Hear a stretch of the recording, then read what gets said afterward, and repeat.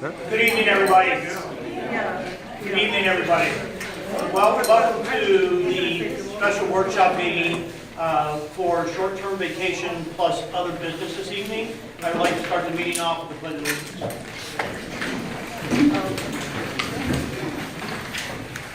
I pledge allegiance to the flag of the United States of America and to the republic for which it stands, one nation, under God, indivisible, with liberty and justice for all. I don't say under God.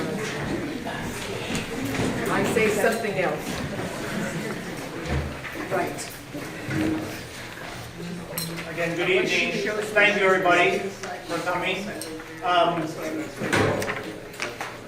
The first item on the agenda is our workshop on short-term vacation. I just want to remind everybody that this is a workshop, and by definition of a workshop, it's for information sharing. It is not a public hearing. It is not only for you to gain knowledge, but it's also for the board to gain knowledge as well from an update of what's transpired since the last meeting. So the board will have lots of questions, and then we will try to get to your questions as well, all right, as we go through the evening with discussion on this. But it is just, when you have questions, you will be required to come up to the microphone.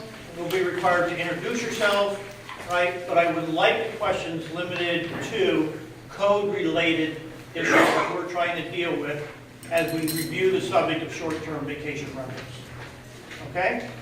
All right, so thank you. And now from that aspect, I would like to turn it over to Trustee Brandt. And Brandt has been really driving the ship on this and meeting with our legal representative and with our zoning code enforcement officer, and he can give us an update on where we are.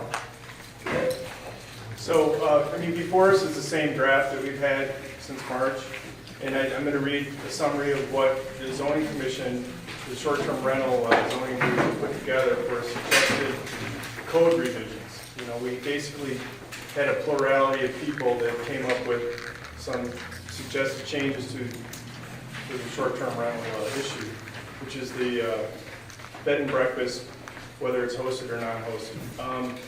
So we created the draft, and there's copies over there, a bunch of copies. The draft introduces two new categories for short-term rentals. A short-term home rental use is introduced, which is very similar to the existing bed and breakfast establishment use. Short-term home rentals require a registered resident host, and non-hosted rentals are not permitted.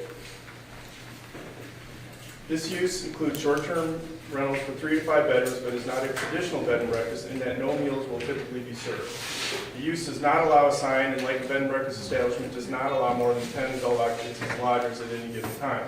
On the allowable use chart, short-term home rentals require a special permit in the residential village center and medical and professional districts. It is not an allowable use in the gateway business district. The short-term room rental is an added use in the draft and replaces the room rental home use currently found in the code. Short-term room rentals are allowed for 1 to 2 bedrooms, are owner-occupied, and are either hosted or non-hosted. Non-hosted rentals may not exceed 40 days per year. No signage is allowed. On the allowable use chart, short-term room rentals require an administrative permit in the residential and village center districts. The use is prohibited in the gateway business district, and a special permit is required in the medical and professional district. An administrative permit is a discretionary annual permit concerned primarily with building and fire code compliance. The annual inspection is required for all short-term rentals. No, short-term room rentals are allowed in single-family or two-family dwellings, and short-term home rentals are allowed in single-family dwellings. Guest bedrooms are allowed in accessory buildings with approved sanitary facilities. That would be like a room above a garage, something like that. There are other nuances in the draft that are not included here. Bear in mind, the draft does not address rentals of 30 days or more, month-to-month leases or annual leases or anything of that sort, and does not affect traditional lodging uses. So we had a question that came up whether there's a new change in the building and fire code, the state code, which suggested that for non-owner occupied bed and breakfasts, it might require an R1 type fire suppression and fire alarm systems for non-owner occupied bed and breakfast. But we've come to wrestle with that interpretation of what a non-owner occupied means. And there's really no guidance, from what I understand, from the International Building Code folks or the state, for those terms that are not defined, given a definition in the code. So our building department, with our attorneys, decided that we're sticking to our traditional non-owner or owner-occupied definition, which in the code now is, I think, 6 months out of a year. So you have to be in the home for 6 months out of the year. So that would not affect the non-hosted rental situation. We probably wouldn't have this onerous fire suppression stuff. So we're just moving forward with this draft, and we're looking at feedback from the public. So if you guys have questions first. Yeah. This is the first time the board is seeing this also, so I have a question. But this draft has been around since March, just so you know. Same one? The draft. And I have some suggestions based upon the other 2 workshops. So definitely answer a lot of questions if you would maybe Okay. go through kind of what you've been discussing that would help us. Based upon the meetings we had here, I think the short-term home rental is just confusing everybody. And it's just like our bed and breakfast establishment, only it's basically not a traditional bed and breakfast. I think we should just delete it. It just doesn't seem to add anything. The only distinction between a short-term home rental and a bed and breakfast establishment is basically they don't serve breakfast and they can't have a sign. So I think we should just make this a little more pithy and delete this short-term home rental definition altogether. That's my suggestion. It just seems to confuse everything.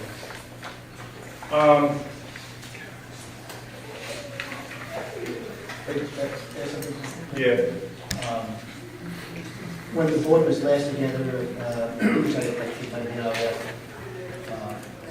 monthly meeting, Yes. there was a discussion, a notion that there was something new happening out of the state. That's what I just said. Went over. Yeah. But just to be clear, that what seemed like a potential game changer when we first heard about it, that's no longer, That's right. okay. That's. So that's why we're back to. I don't want to get involved in a building department interpretation, and the word is that we're just going to move forward with owner occupancy the way. So that, So could you explain more? Well, to me, About the fire, no, not about that, the fire restrictions, right? Because that was also more restrictive as the way it came out You before. had to have a full-blown Sprinkler system. sprinkler system. You had to have, an alarm, a hardwired alarm with all the bells and whistles and, in the lighted hallways and all that. It would make it impractical to have like that kind of fire suppression, fire alarm system, probably just for the purpose of having non-hosted rentals. It's a nuance that's like really difficult to explain. I believe that. So from the building or zoning enforcement officer, that is not enough, that is no longer a requirement? That's not how, we're not going to interpret that. The state office is not suggesting that. We had that memo from another building inspector from the city nearby. It suggested that maybe that would create these onerous requirements, so we're not going on that path. So what, are there any restrictions required? yeah, Okay. you have, there's an intermediate level of, fire suppression and alarm stuff. But I don't know, maybe Kevin Perry looked into this a little bit, but would you like to say what you're? Yeah. So, excuse me, you have to come up to the microphone. He's on the committee, he's on the short-term rental committee. The New York has a supplement, 2015. And it basically says if you're a bed and breakfast, what we're talking about, hosted or non-hosted, that is a conversion, it is a change of use, and there is more restrictive fire code. I believe it's interconnected fire alarms, and if you have a source of carbon monoxide, and I think you also have to have a sign on each bedroom saying what your fire exit name is. So there is some new fire stuff. that would have to be complied But it with. seems. But it's not a sprinkler system. Not a sprinkler system. Right, it could be if you didn't have another means of egress. Right. But it is not, Because it would be unusual that somebody would do it, it'd be like sprinkling your own home. I definitely want to make sure, from my own point, personally, that anybody who's hosting transient rentals, there is safety involved here. Absolutely, there is a heightened requirement for safety because of that operation, a change of use. To get that permit, you have to have interconnected fire alarm, smoke alarms, carbon monoxide detector, and an escape plan posted on the door of each bedroom. I believe that's the case. Is there anything about ingress? There is, but it's mostly the, and I don't want to get into that. One of the things that's mentioned, it's a or, there's 4 ors, and one of the ors is fire sprinkler, and over a means of egress, but it's not a requirement, it is an option. All right. There is a fire code. Does anybody have any questions about that in particular? Yeah, who would be monitoring that, our building inspector? Well, I think what he said is to get the permit, you would have to go through that It's process. the annual permitting process, so not only do you have to do it initially, you have to do it each year, also generating a fee for the village, each one of those inspections.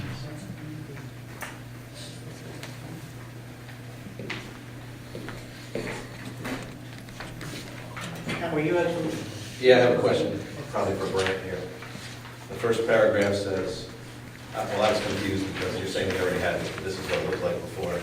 Now it looks like this, so it's a little different, so I thought maybe there was different things in there. Wait, let me see what you got. that's a synopsis. That's a synopsis. Yeah. Yes. Well, that's what this says here too, synopsis. Anyway. Well, okay. Yeah, this is the code. Same thing. Okay, so it says, short-term, this is the first paragraph, short-term home rentals require registered resident host and non-hosted rentals are not permitted. Correct. Down below, 1, 2, 3, third paragraph, it says short-term home rentals are allowed for 1 to 2 bedrooms, are owner occupied, and are either hosted or non-hosted. Short-term room rental? Yeah. Yeah, so short-term room rental would be for 1 to 2 bedrooms. So the non-hosted thing was what the commission came up with 40 days per year. And that non-hosted element would be a maximum of 40 days per year. So it can be an owner-occupied home, Must be owner occupied. but the person doesn't have to be there, up to 40 days a year. Right. That's what's on the table. So who's going to monitor that? The building inspector. He's going to be looking at that on weekends, or? That's what's, what the discussion is. Right. Part of It's a difficult thing. Yes, there's a lot of things in here that are enforcement issues. It's difficult now. I mean, we already have a bed and breakfast distinction for 1 to 2 bedrooms or 3 to 5 bedrooms. And we also have an occupancy limit of 10 adults. Right, For but it's 3 to 5 those are hosted, Yeah, those are hosted. bed and breakfast. So what you're saying here, non-hosted, then it can be non-hosted up to 40 days a year. That's what's on the table again. Right. But that'd be very hard to monitor. It's very hard to monitor. I think that's fair to Just say. wanted to make that point. Yeah. So, Brian, I have a question. So if you're talking about deleting short-term home rental in its entirety, where does that leave somebody who wants to rent their home out? It's easy to think this in concrete terms. Somebody wants to rent their home out for sheep and wool, and they're going to go stay at their sister's Well, house. we already have a bed and breakfast establishment for 3 to 5 bedrooms, and the short-term home rentals also 3 to 5 bedrooms, so it's duplicative, I mean, So they would be required to become B&Bs, or I don't understand what the Yeah, but, yes, so far. What's on the table is 3 to 5 bedrooms would always be hosted. And the short-term room rental would be non-hosted option for 1 or 2 bedrooms. So there would be no unhosted full house rental? If it were 3 to 5 bedrooms, yes. Okay. But That's what's on the you could table. have 3 to 5 bedrooms if you only rented out 2 bedrooms? Yeah. Right.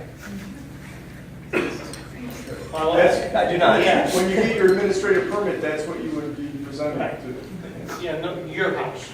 No, I'm just gonna make up a number. You have 4 bedrooms in your house. The way I'm interpreting this, if you wanted to do short-term transient rentals, Right, you could get a permit to do that, meeting the code and restrictions right. to do that, but you would be limited to only allowing use of 2 rooms in your home. And I would have to be there? No, No.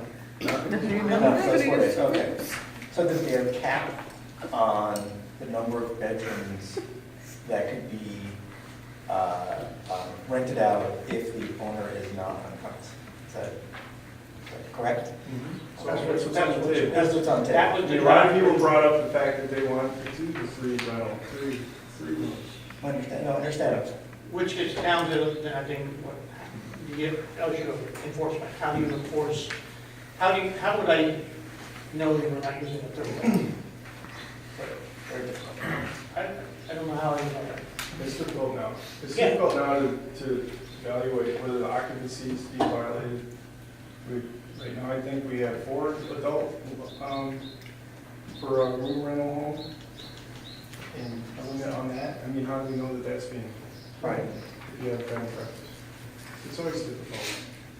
I mean, you could be caught Right, if you advertised more than 2.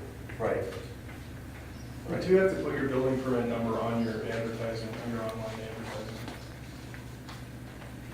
Okay, so the enforcement of any of this is going to be really complicated, or really difficult to do it anyway. Yes. So I'm sort of going to set that issue aside just for a little bit, because we're going to have to work on that. Or not work on it, but we understand it's complicated, because right now, So it would be nice to get this draft to the point where we can plug in these business terms and make some decisions. But we're still taking feedback from everyone on okay, it. I mean, you're pointing out some valuable, both of you. okay. And there's still, from my understanding, the way this is written, you could not do this if you were not a village resident. You have to be a resident of the village, and it has to be your primary home for, what did you say, We're proposing for 6 200. months. We're proposing to change that to 9 months, 270 Okay. days. Yeah, all right, so you have to be a village resident, has to be your primary home for 9 months out of the year. That's what's on the table. Yes. Okay. So, in other words, if you didn't, I'll pick on Rick, because I was just picking on him again. If you didn't live in the village, you couldn't do it Correct. at all, Right. just to be clear. So, okay. Well, if you're putting if you're 9 months, like I said, potentially, I thought you could rent it up to 90 days a year.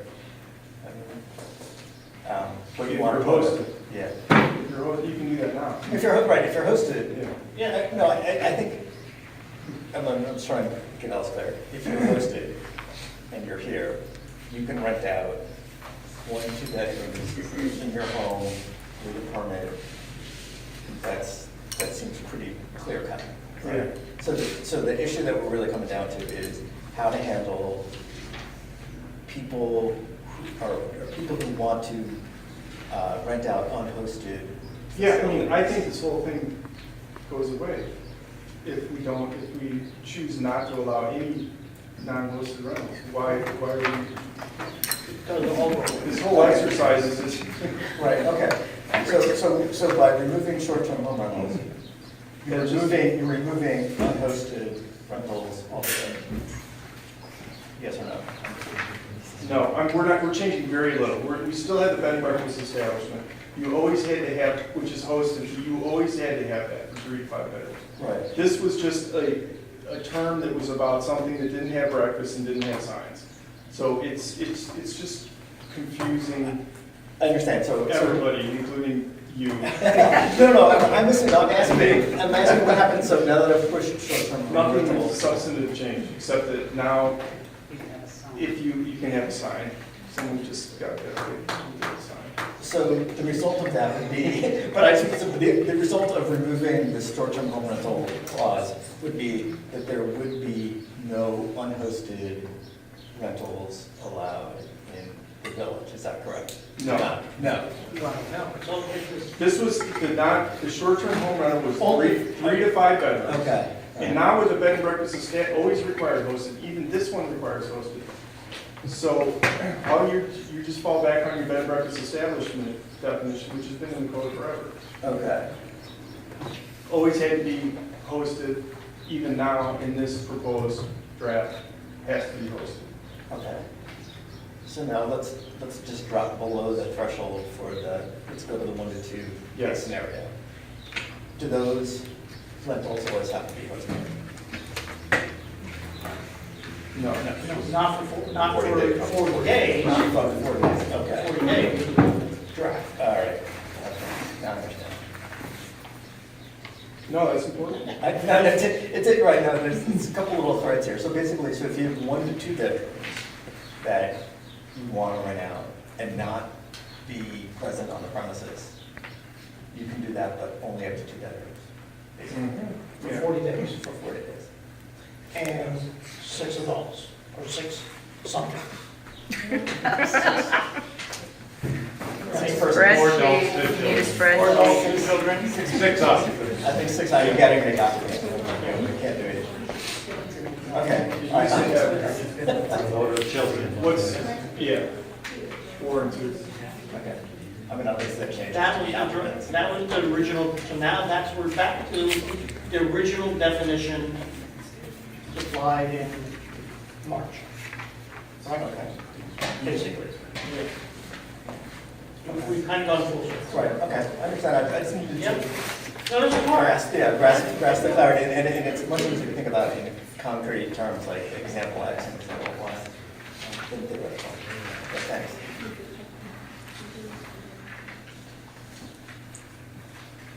So, do we have it? You got, I mean, original, Yeah, I personally think it would value this like people. Yeah, I had some ideas from some other revisions about the use of real estate broker, but if it comes up in discussion, I'll just mention what I think we can do. I guess I'm going to throw one other thing out here, you can respond to it. Should we have an overall cap on the number of permits that can be issued? So we discussed that, and it was brought to our attention, and Donna Warner brought that to our attention, and the commission decided that that would be too difficult, that you might have concentration in one area. If you have like a rush to get permitted, well, you'd have a rush to get permitted. Right. So it would be first come, first served, and then some people would be left out. And Could be a lottery. we thought it's better that 40 days or whatever days of non-hosted rentals more of a curb on those kind of impacts. By having a limitation on the non-hosted days is a way to curb the impact. Instead of trying to track what's fair and, open yourself up to spot zoning and lawsuits and things like that. I know it's been done in some other communities, but we chose not to do it that way. If you guys come up with something that you like in that arena, then that's not what we came up with. I'm gonna do something unorthodox here, sorry. Because as you just witnessed, again, our understanding, our trying to get to grasp of what this really means is not an easy thing to do. And we're hearing a lot of the new nuances as you are hearing them, right? So it's totally unorthodox, I've never seen it before, but I would like to see a show of hands of how many people now understand what we just talked about. Piece of it. Understand it, I mean, all right, so, all right, how we don't understand it, we need to give more clarification. I see somebody raising their hand twice, so. That didn't work. we have the draft, and I read the summary memo, we just had the discussion. I know this is complicated. It is very complicated. So, I guess what we, the only way to do one it. to two bedrooms, you can have non-hosted for up to 40 days a year. 3 to 5, you can't. You gotta be there all, you have to be hosted all the time. So, I mean, it's, And you have to be permitted, you have to have whatever fire restrictions are required. yeah. You're limited to the days, you're limited to the people, you know. and- That's. And that's in the code now. Wait, just one, I'll allow you to come, and you have to come up to the microphone. Oh, Okay. I'm sorry, it's just It's okay. for clarification. You always have to have, everybody has to get this fire inspection. If they have a B&B, whether it's hosted or not hosted.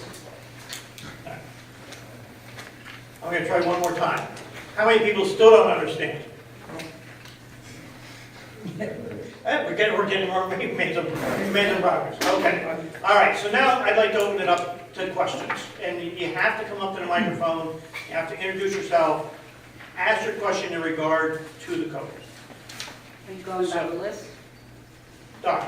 Are you going by the list? People signed in. Oh, Has everybody signed in? I didn't know I had this. I didn't know we were showing hands. Maybe we don't need to go, Everybody be a lot more interactive. I signed it, but I didn't want to talk. I thought we were just supposed to sign. All right, excuse me, this is our meeting, okay? I believe everybody's signed it because, Talk. If you don't want to talk, you don't have to talk. If you want to talk, you need to sign this in, so I have a written name, thing with your name. So please come up here now before I take it up. I'll be able to see.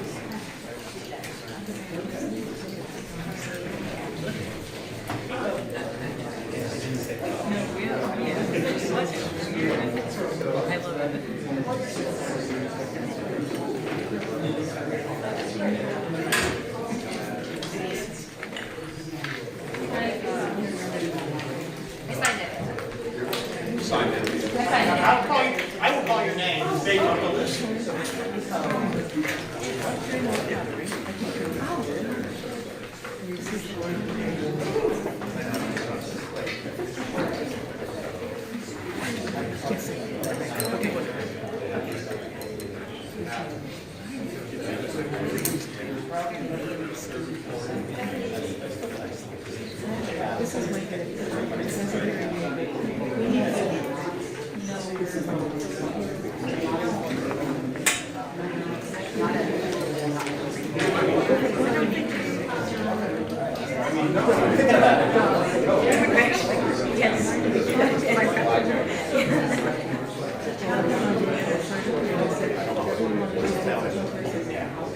Allow short-term rentals. I think they're just not enforcing it.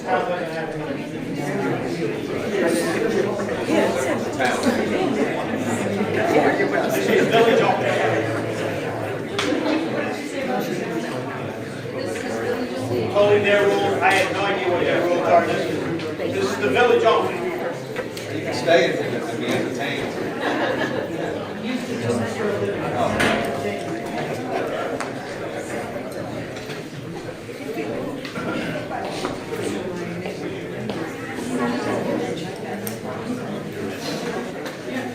All right, there's just an important question I think asked, those people who are here.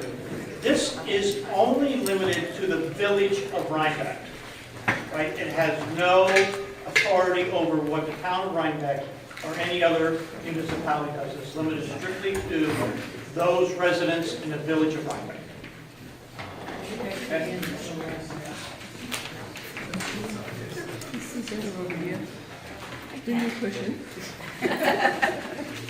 My neighbor takes care of me.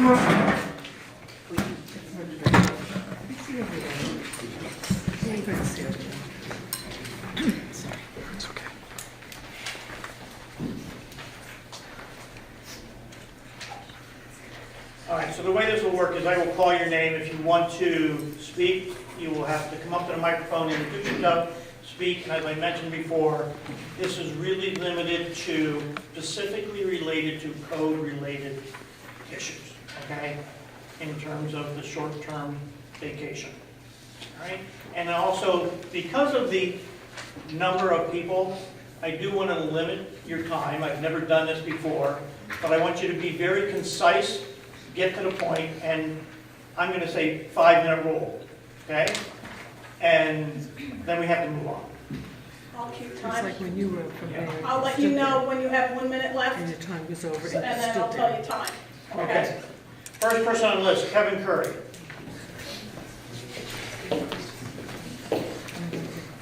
Kevin Curry, Village, Locust Grove Road. Just speaking exactly about the code, the short-term rental, non-hosted is 4 adults, 2 children. Sounds like 6 occupants, just a lot easier.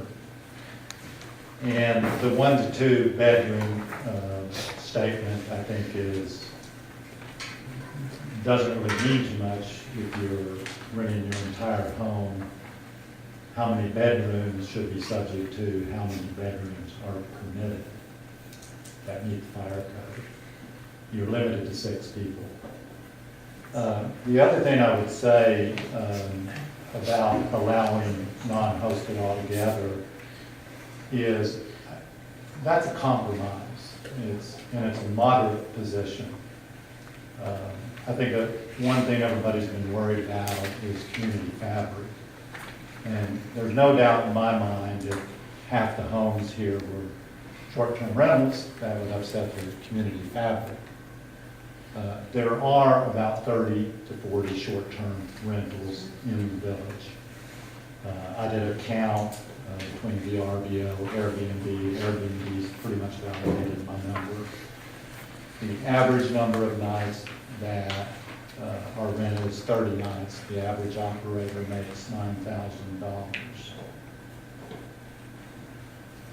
A fairly good estimate is $1 million of revenues brought into this village, a third of it in the overnight accommodation, a third of it in restaurants, a third of it aerodrome, shopping.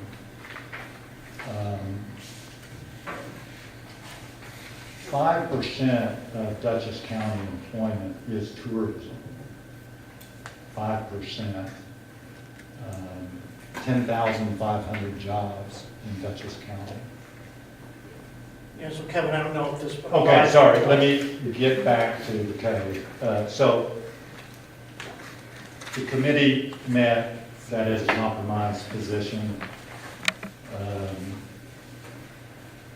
And the data seems, we're not being overtaken. I think one of the real important things about the code is that you have to be a village resident. And as far as if you were operating, that's something that the building code inspector has to decide if you were legal when you were operating. But going forward, you would have to be a village resident.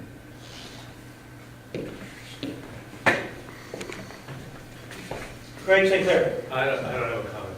Thank you.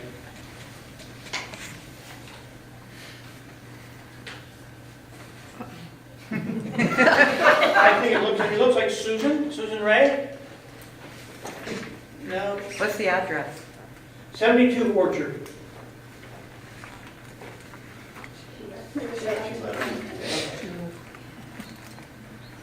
Um, 24 Knollwood. It's me. It's Jackie. Jackie, it's just a J there. Yeah. Just trying to be quick. That's- All right. I took some notes, so I think But this if you is could a- state your name for Sure. the record. Sure, Jackie DeSico. Just wanted some clarity on the 1 bedroom, I guess 1 to 2 for purposes of transportation, short-term room rental, which would be always hosted, therefore, I think not limited to 40 days, if I'm interpreting correctly. Wondering about the requirements to meet code. So if in this situation, do you still need building and do you still need to meet building and fire code under hosted 1 to 2 bedroom, therefore not B&B? If you're hosted, yes, either way. You have to get the administrative permit in the residential district, so Knollwood's in the residential district. Okay. So that would be an annual permit. And that doesn't exist today, but could if this moves It forward? kind of does exist today. Okay, good. Yeah. So we Because just- you're permitted today, but that's what our building inspectors interpreted that to mean. You should really be getting your your inspection. Okay. Yeah. Okay. But you are hosted. Yes. Yeah. Yep. Okay, thank you. I appreciate it. You're welcome.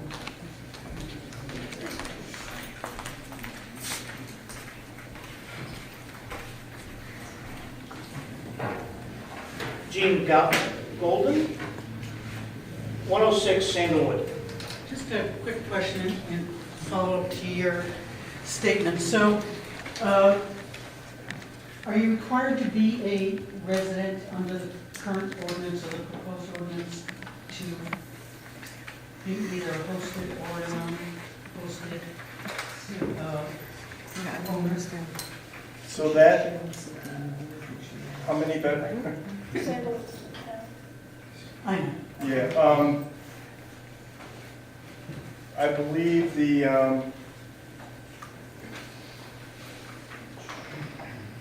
you mean today? Today, Okay, I'd have to look at that for you. and under this proposed, Sure.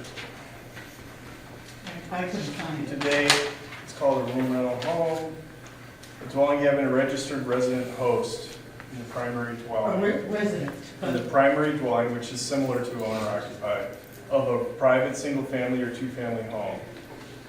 And in which at least one and not more than 2 rooms are provided for overnight accommodation. So, but, yeah, the language is registered resident host. registered resident. Host. And I don't want to interpret what that means for the building, for the zoning enforcement officers, but that's what it said. Okay, because a renter could be a resident if they live there. Perhaps, and you'd have to full-time. seek an interpretation from him. Okay. But-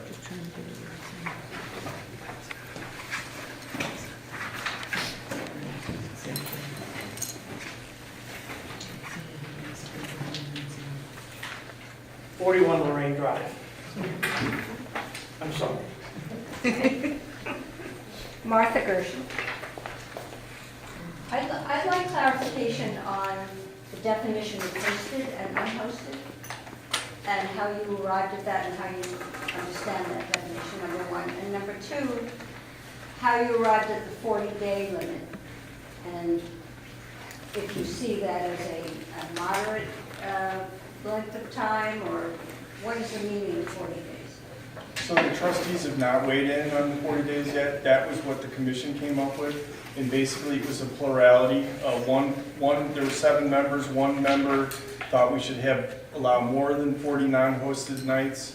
3 were against any non-hosted nights, and 3 were for. So it was really a plurality for the 40 nights of non-hosted. And non-hosted just means that you're really not there. So it's really like it's a rental where you're renting the entire house and you're not there, and just renting a portion of it. So But- 40 Or nights. you're renting 2 rooms, but you're not there. Okay. 40 nights, it doesn't represent any substantive number. It was just the number that you It was a compromised. it was a compromise. And then how do you define, And that's on the table for this. no, I appreciate it. How do you define not hosted? When the person's not there. And hosted? When there's a registered resident host. So it would have to be the resident, the owner? Well, now then we have the owner occupancy requirement. So yeah, it would be an owner occupied, Okay. yeah. So it would have to be the owner who is on site? Yeah, pretty much. There was some, I'll interject here, because there was some Well, language wait, about. sure, I'm sorry. Short-term room rental homes shall have a registered resident host. But if non-hosted, then we have like a name of someone who has the right to control premises lawfully. So, like a real, but we're gonna tinker with that. So that's what I'm getting. Yeah. So there needs to be an agent, if not the owner. Right. For non-hosted. Hmm. I guess my general question and comment is that the enforcement of so many of these provisions is so problematic. So that's all I wanted to say. Yeah. This is what we have today as well. No, I appreciate it. Thank you. I believe it's Christopher Traver? I promise.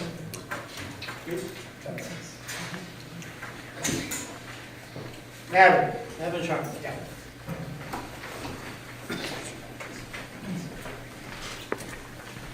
How are you? Naveen Sharma. Just looking for some more clarifications, okay?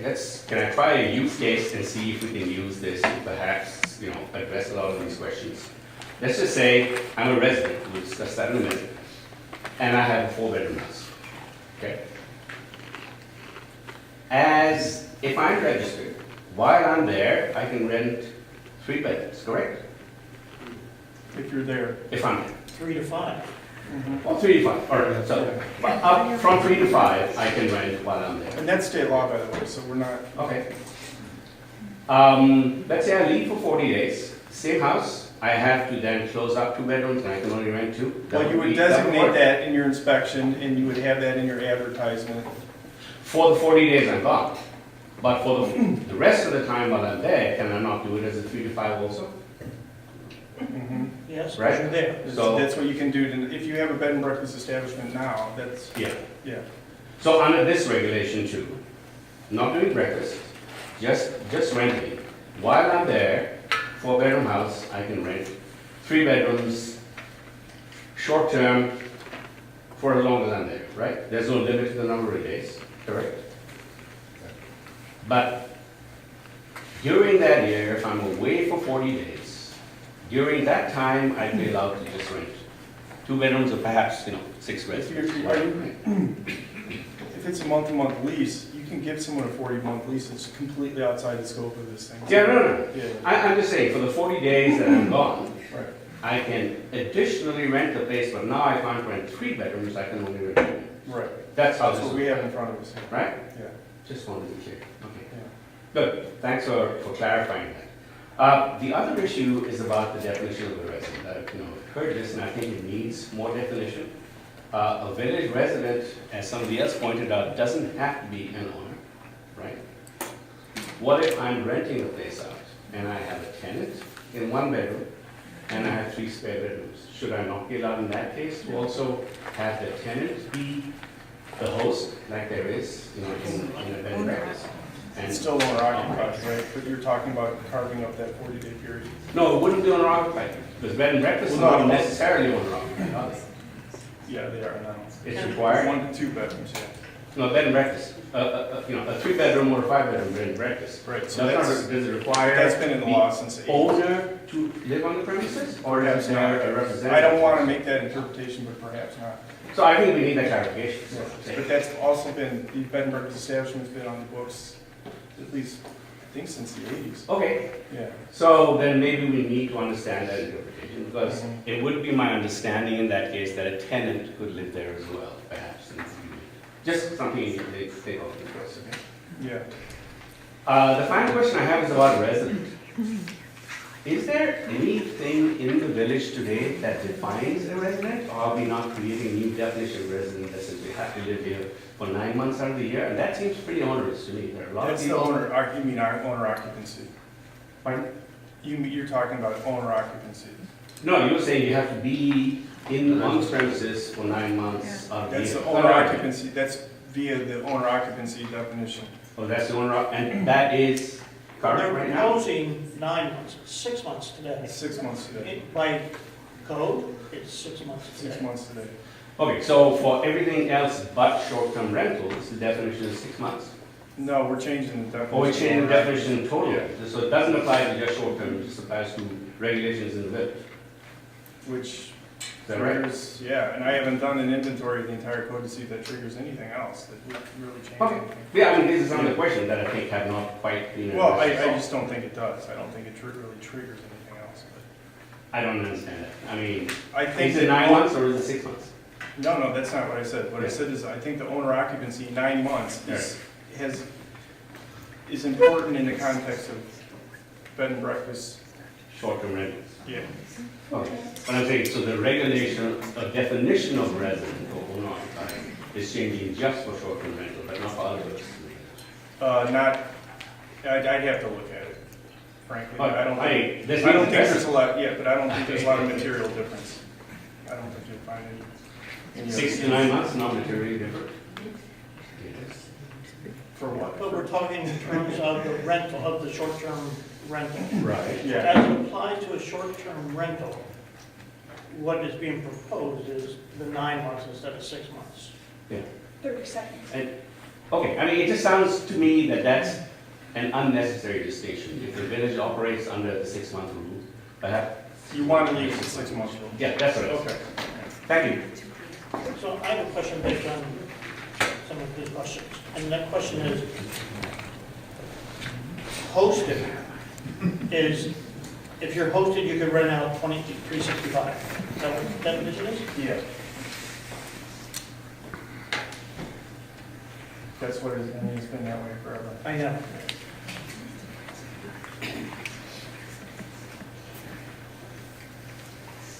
Just wanted more clarity on that. Okay. Let me just, Mr. Mayor, also a point raised by that gentleman.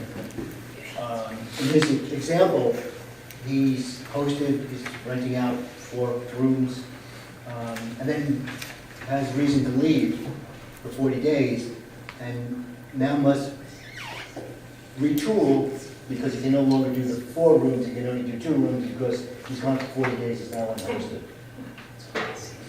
That Well, would- the non-hosted was all about impacts. We didn't want, the commission didn't want, was trying to see, So a change in circumstances where maybe it's an emergency, maybe when it's this vacation. this premise that when you're home and you're in a fire safety setting, whatever, and you have guests and you can show them how to get out safely and all this has been around for maybe hundreds of years.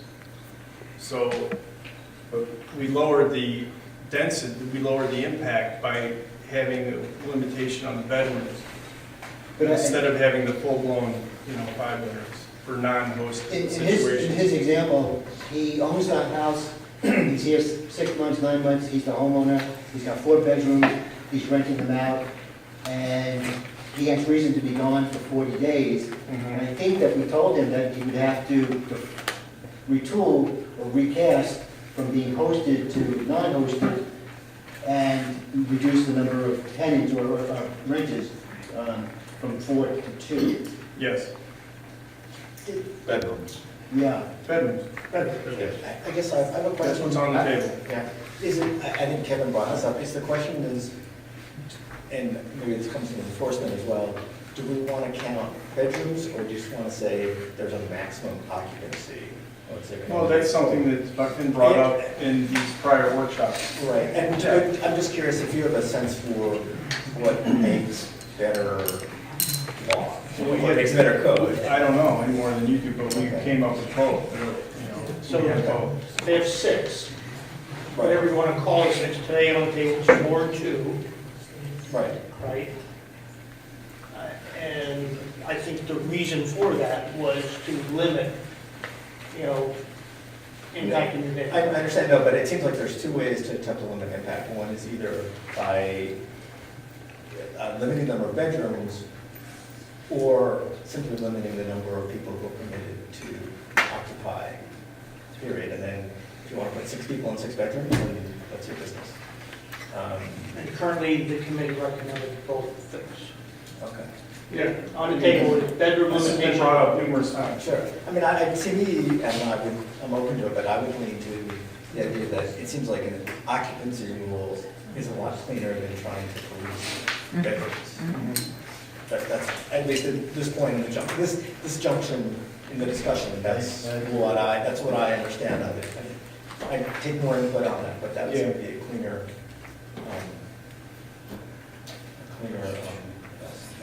solution. Any other questions? Keep that in mind. We gotta, at some point, we have to wrap this At some up. point. Right. John? You here, John? John Wettinger? There you are.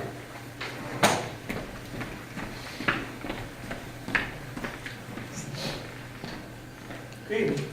Good evening. Are there any caps on this? Is this open to anybody who wishes to have this money-making operation? Or is there possibly a limit? In any case, would the village, after a certain period, every 6 months, have an update on the places in the village where people have permits we'll certainly have that available. And that would be public record, wouldn't it? Yeah. So to get a permit, that would be. But the limit, the big limit is this owner occupancy requirement. So you cannot, I think the economics are such that you could actually buy a house and make more money by Airbnb-ing it or whatever it is, than you can by, renting it out to renters at this point. But this closes the door on people that were just gonna come and invest in a home and not live there, and then just rent it out all the time on a short-term rental basis, on a transient rental basis. So there is, that is presumptive limit based on the owner occupancy standard that we have in here. And then the other is the 40 days of non-hosted rent. In other words, you have to be there, if you want to rent it out, you have to be there all the time, but for the 40 days per year. Where does the number 40 come from? Again, I explained that. We had, it was just a number that we compromised on. We had a plurality that said 40, one person wanted more, 3 people did not want, you know what I mean? That's the whole thing, it just doesn't seem to have any real caps, so you have 40. On my street, Parsons Street, there could be 10 of these places. They may not all have usage at any one time. And of course, I'd like to know, I'm sure some of my neighbors would like to know, who's in this business. But that's all we can do. You're saying the village board at most can limit it to 40. No, and put some the village board's not weighed in on this. This is a draft that came from the zoning commission that's being discussed with the public right now. These are plug-in variables. If you have a problem with the 40, then please tell us. That's what this is all about. Restrictive variables possible. Thank you very much. Okay, thanks. Lori Murphy. I'm sure it would be on 57 Fiddler's Bridge Road. 577. It's not the village. Maybe she left. And I believe Michael Murphy, the same.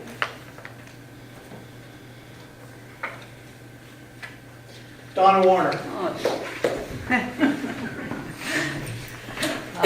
Redux. My name's Good evening, Donna. Donna Warner, Beach Street. Thank you for having this workshop, and I really appreciate having another opportunity to comment. I was here throughout the whole process, starting back with the Code Commission's proposals in October 2016, and I thought that those were good proposals. And they were very clear, maybe not in every respect, but it had to be an owner-occupied, not a registered representative, but an owner-occupied, owner present throughout the guest stay.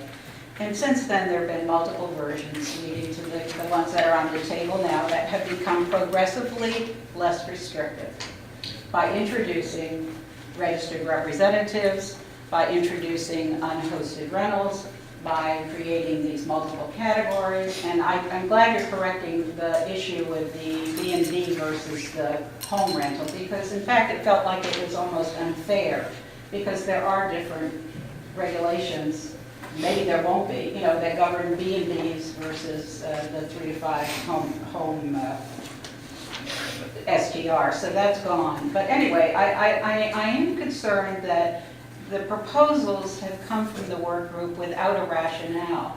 So, given the time that you took, is there a preface? What is the purpose for these particular provisions? What are they intended to achieve? So I think that would be helpful if you would write that. And also something about what information was considered in the process. Obviously Kevin was on the workshop, on the work group, but to what extent were resident views solicited during the process? I, as one of many residents now, are concerned and really do want to weigh in. So so I have these questions. What is the rationale for these proposals? I do think that there are principles for code development, or at least this is what, I'm no lawyer, I just looked it up, that they should be simple, and that they should be equitable, and enforceable. And by observing all the discussion here, I raised my hand that they're not clear to me because there are so many problems with these specific interpretations and definitions. So I don't think the codes are simple, the proposals, I don't think they're equitable, and I don't think they're enforceable. And so this is a huge issue. I don't think we should have proposals on the table without having some idea of how this could be enforced. And I certainly, as a resident, would not like to have my code enforcement officer, who is also a superintendent of public works, be spending a lot of our resources trying to figure out whether somebody is violating 3 bedrooms, 4 bedrooms, 2 bedrooms, 1 bedroom. Is it 4 adults? Is it 2 kids? What's an adult? What's a kid? If we did not... We have a lot of that in there now. If we certainly went to no, if we eliminated that whole business for 40 days and just had no unhosted rentals, all of this would go away. It would go away. All would go away.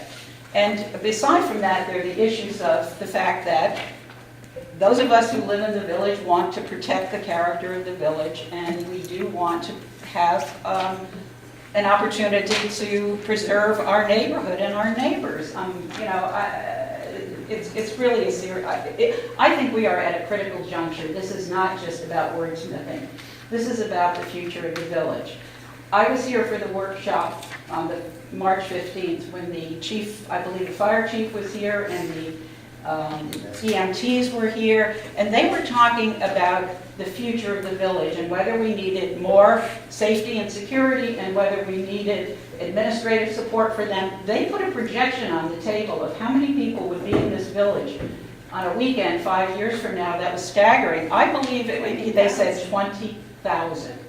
I would not be concerned about the economic impact of STRs also, because I looked at some substantial research studies that show you how to establish what the economic impact is. You have to consider that people who come here may or may not spend money, who are in STRs. What proportion actually will come anyway, even if they don't have an STR? And you have to weigh in on the loss of a permanent resident who is going to spend 365 days a year. So I'm just saying, please take the time to do the investigation that would lead us to a better, I think, comprehensive picture of what this is about and what it's going to be about 5 years from now. That 20,000 was mind-boggling. So, thank you. I'm going to cry.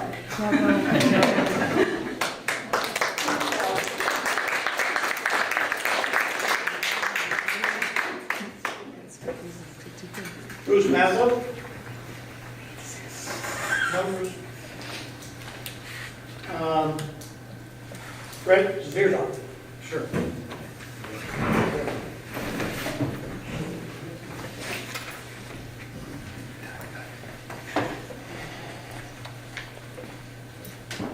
Thank you, Brent Schwerdloff, Locust Grove Road. Just quickly, I want to add my voice to opposition to unhosted rentals, period. Everything Donna Warner brought up, very articulate. If you factor this out, 40 days a year, that's every weekend for 6 months. So that's 40 consecutive days in the summer. Nobody wants to see that. The terms that keep coming up are community fabric, safety, security. I think unhosted rentals are a real threat to that way of life. That's all I need to say. Thank you.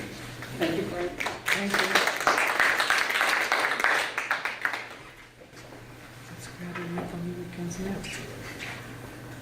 Initial D. Grimes. Oh, that's good.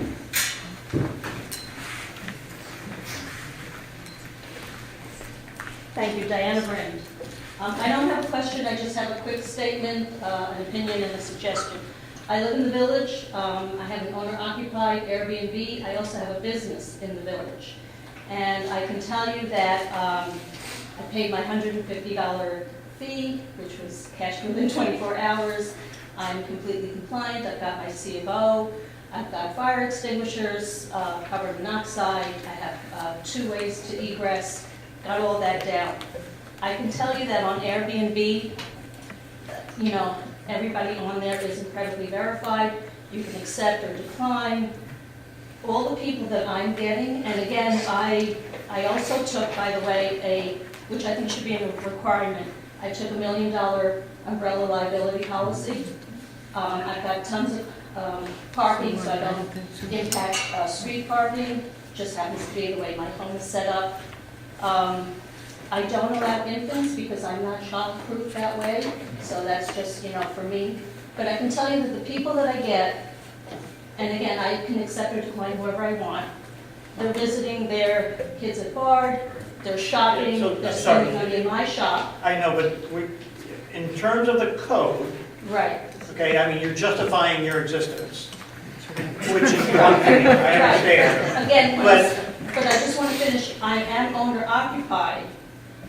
So you're hosted too? You're there all the time, or? I live there, it's my home. Yeah. It's So my you home, I just- happen to have a lower level that has some Right, sort of egress, so that's owner occupied. I don't particularly want to live next to an empty house that's a revolving door, so I agree with you. I think it should be owner occupied. I'm a village resident, I'm owner occupied.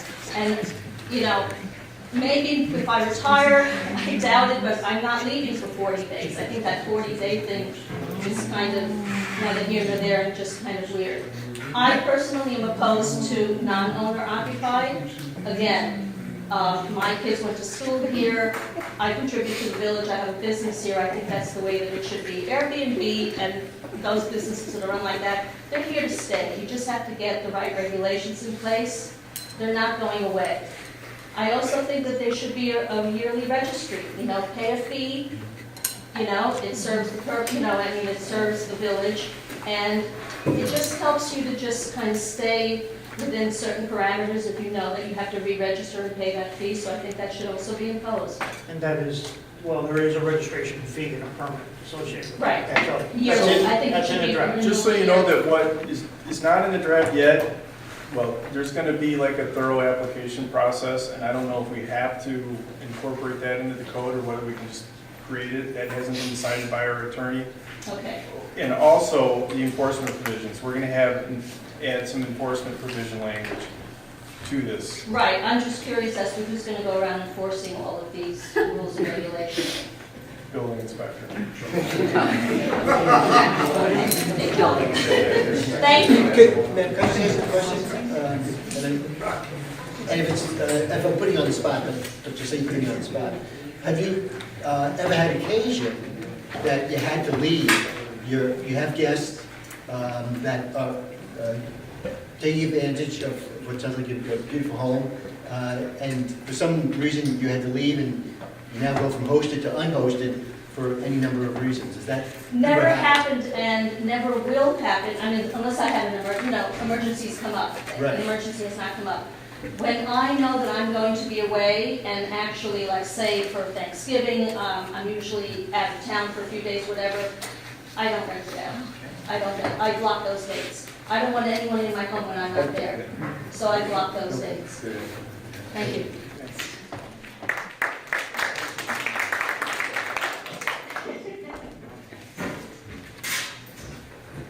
Is this Maria Cottage? 615 Salisbury Turnpike. Oh. The name's on the list. James Boyce.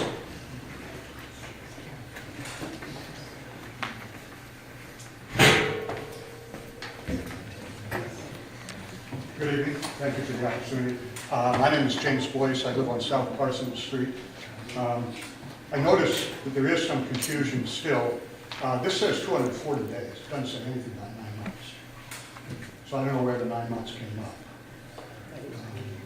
All in the draft, it says 240 days. Well, that's for residents. What's that, 100, how many days is that? I mean, how many months is that? Okay. So, So anyway, it's 8 months. that's just a small thing. I want to go on record as being opposed to all non-hosted short-term rentals. There are numerous reasons for that, too many to actually talk about. On the other hand, I do want to say that if the code should include non-hosted rentals, I think that requiring a registered licensed real estate agent is a carve-out for the real estate industry. And that if I were running a short-term rental, I should be able to ask my cousin,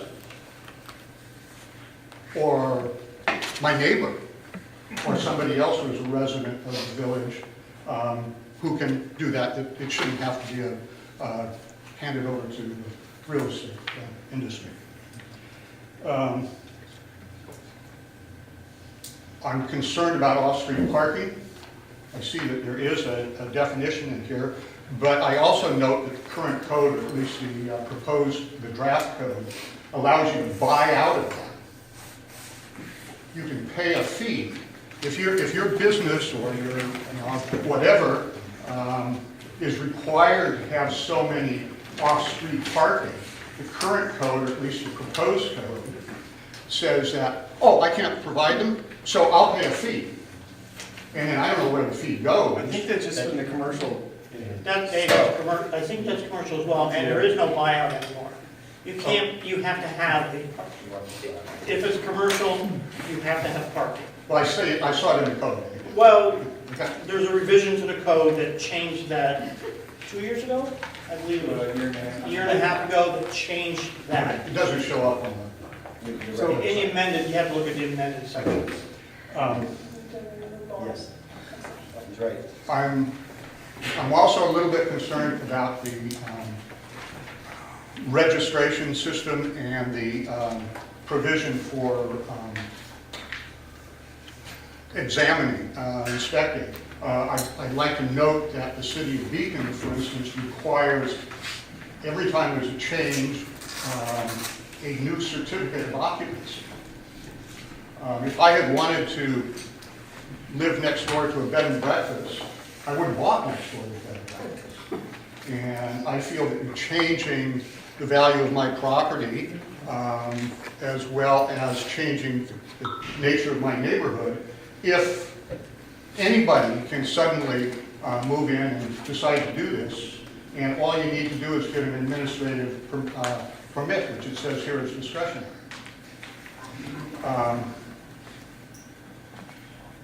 I'd also like to point out, for perhaps the interest of the committee, the commission, that the Ulster County has established a regular, a serious program and a task force to assist communities in Ulster County in addressing the matter of short-term rentals. And I wonder if any attempt has been made to communicate with them and perhaps to ask them if they might provide any assistance in reaching this.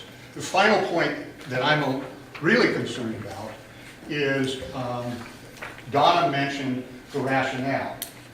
It appears to me that we're saying we think short-term rentals are a great thing. And we're going to accommodate them in some way or other, rather than saying we're not going to have them at all. These business items are up for discussion. That's what Okay. happened. Yeah, I'm a little confused with your change today, where you say you want to drop the short-term home rental definition. If that's the case, and I have nothing against that, I think that then anything that's not a short-term room rental becomes a B&B. It should be held to the same laws, the same regulations, should have a business license, it's a B&B. That's it. That's what I have to say. Thank you.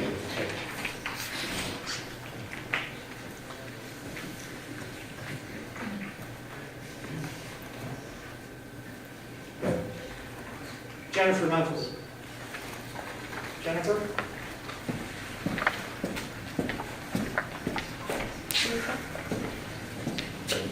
Jennifer Newfeld, 24 Wyndham. So I guess I came to this process a little late. The last meeting that you guys had was the first one that I was at. So I might have missed some of the rationale that was leading up to this. I did prepare a little written statement, but actually I think it may veer into more opinion than code. So maybe I can reiterate what my understanding was from the last meeting in terms of the existing code. The lawyer was at the meeting. From what I understood, he said that the issue of short-term rentals had been discussed or is decided in the current zoning law, and there's no renting of rooms or houses for less than 30 consecutive days unless you're a registered B&B. Is that correct or not? That's pretty much how it's been enforced, from what I understand. So everyone who's currently running an Airbnb or renting out these room rentals are actually doing it illegally. That's, Did we get definition of that? Unlikely. I don't know if we ever, I think that was a. that's a question. So this grandfathering thing is really a question for the zoning office and really not a question for trustees. I mean, you're kind of asking what a non-conforming use is or what it isn't, which is a determination that's to be made from the zoning But codes. a bed and breakfast. So it's really, yeah, I don't think it's appropriate for the village board to try to, Okay, but one way out. definition of the current code could be yes. that it's illegal. One understanding of it could be that it's illegal. For And it's illegal which- because short-term rentals were not a desired thing by Rhinebeck. You as mean they for are- non-hosted? Correct. Not non-hosted, but short-term rentals. Like my parents rent out a place in their house, and they had to be permitted for it. They had to get it zoned in or whatever So it that's was. appropriate. Right, so that's appropriate, but I don't think they could have done it for less than 30 days, correct? They were told it had to be for more than 30 consecutive days. No, then they could have had a bed and breakfast, Right, but which they- has been in the code forever. Okay, so any home in the town of Rhinebeck, without getting zoned or having input from neighbors, can be a bed and breakfast? You basically, I mean, you can go through that process. You're permitted in the residential district. To go through the process. To go through the process, but your neighbors have an opportunity to object. No, because it's No? permitted. There's no public hearing. So every single home in the village of Rhinebeck could be bed and breakfast? Yes. I think so. It requires. They have a resident house. If you have a resident house. So perhaps this is part of the How many of them are rationale there? when Donna is talking about this, like the rationale behind this. It seems to me like we've gotten to this point in capitulating to people who are operating on the principle of easier to ask forgiveness than permission. Is that more or less what's going on?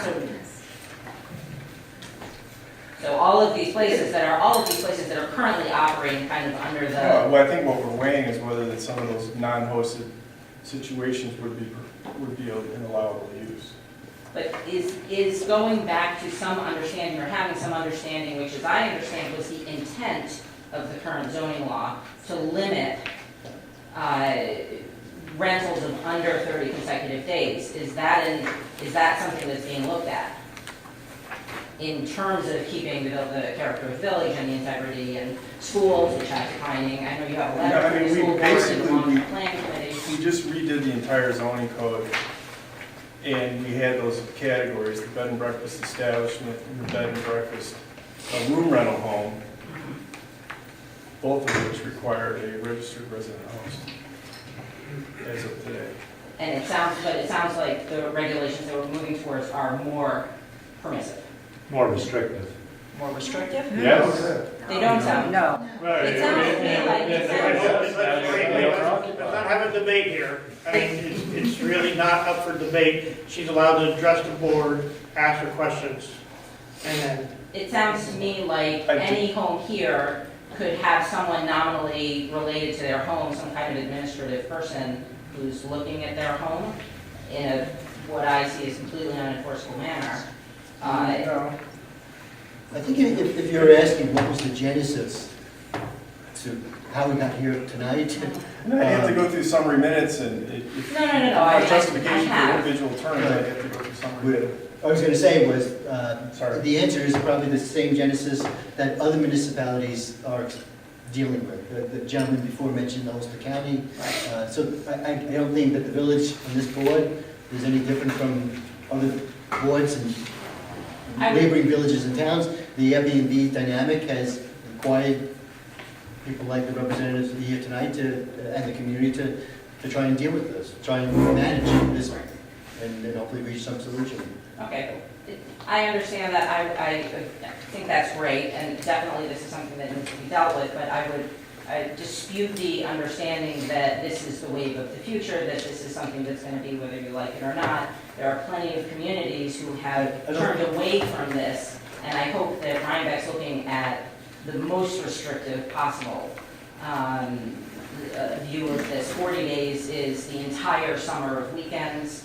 These are residents who are living in homes who are going to have every single weekend transient visitors in their I think next it's- door neighborhood. I think it's fair to say that the board, and particularly the committee that Kevin and Brent have been working on, has been very contemplative, and I don't think anyone's, certainly on this village board, embracing any particular direction. I don't think that's, Well, that's good. I mean, as long as the community, I feel like in conversations that I've had with individuals, a lot of people, a lot of village residents, especially families, don't know that this process is happening, and are at least slightly alarmed at the prospect of this kind of being propagated, let's say. So that's understood. my Thank you. Thank you. Thanks.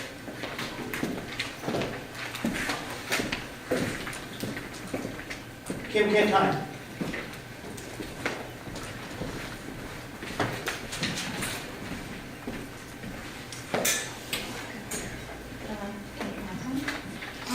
I had, my concern, I'm a realtor, and my concern is with individuals buying residences to strictly use them as hotels, like, but they don't live there. Because there are people who can't live here full-time and become members of our community. Are you saying that 1- and 2-bedroom homes would be allowed to be non-owner occupied? No, No? Okay. no, it's still owner occupied.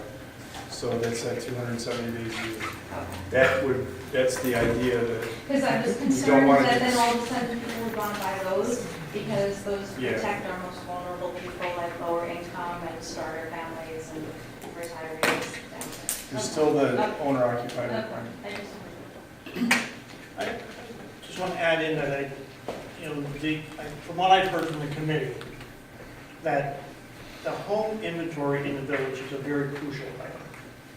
And the committee was really trying to address it in terms of not taking homes out of that inventory, right? So that's a very important factor in this whole thing of trying to maintain the character of the village with having owner occupied or families living in those homes, right? For whatever the code will be, which by their definition and what's on the table is you need to be a village resident, it needs to be your primary home, you need to live there X, what, how many Is it days? 240? It's 270, right? 270 days, whatever, I don't, 270. yeah. So it's important to recognize that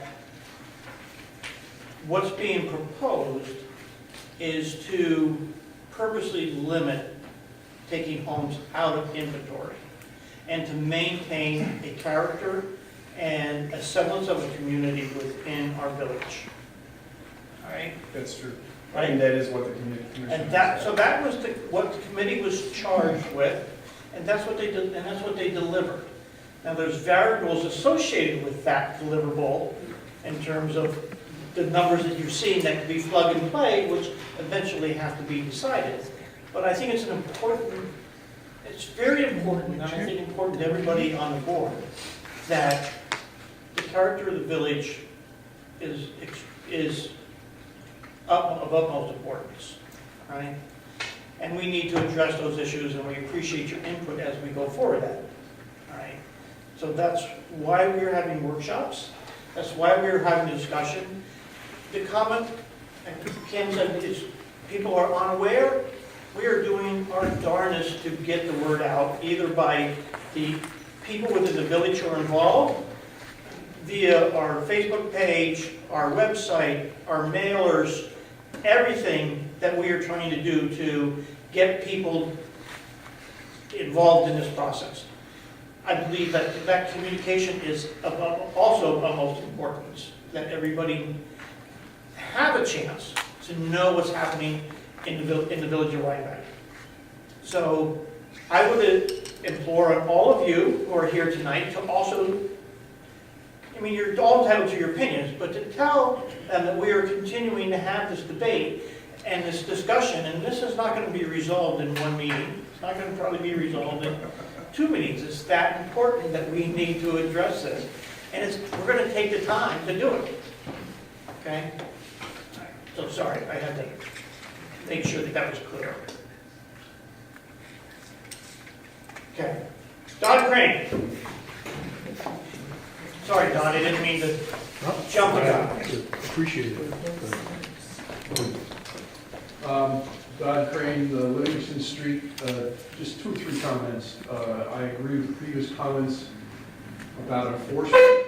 I don't think you can toss whatever you pass across to the code enforcement officer and say that's your problem to enforce it. I think you have to have a clear idea in your mind that it's enforceable, or else don't pass the law. My prior life, I had a software company, which is software in your office that does your code enforcement. I know about probably 200 code enforcement officers across New York State, and they would not accept a law that they didn't feel was reasonably enforceable with the staff provided.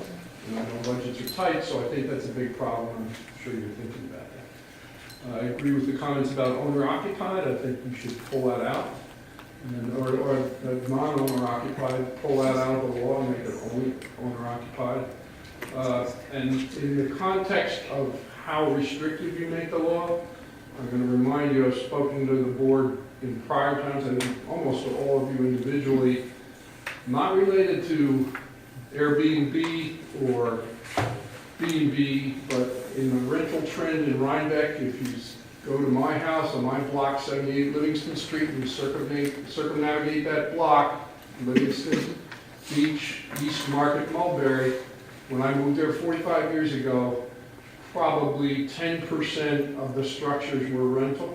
And now 60-70% of the structures are rental, and about 80% of the living units, if you count the apartments, are rentals. They're not as transient as Airbnb, but they're not people we really get to know because they're there for a little while and they move. So that's a long-term trend just in rentals in the town, which is another layer of activity that you might want to think about when you're thinking about what you decide on this, because that's another, transient problem that I think is growing in the village. And I'd certainly like to see this area, the Airbnb and be more restrictive, at least to kind of be a buffer to keep the residential character of the village, because I think rentals are on the rise in the village as well. Maybe that'll become an issue for you at some point. Those are my comments. Thank you. Thank you. Danielle,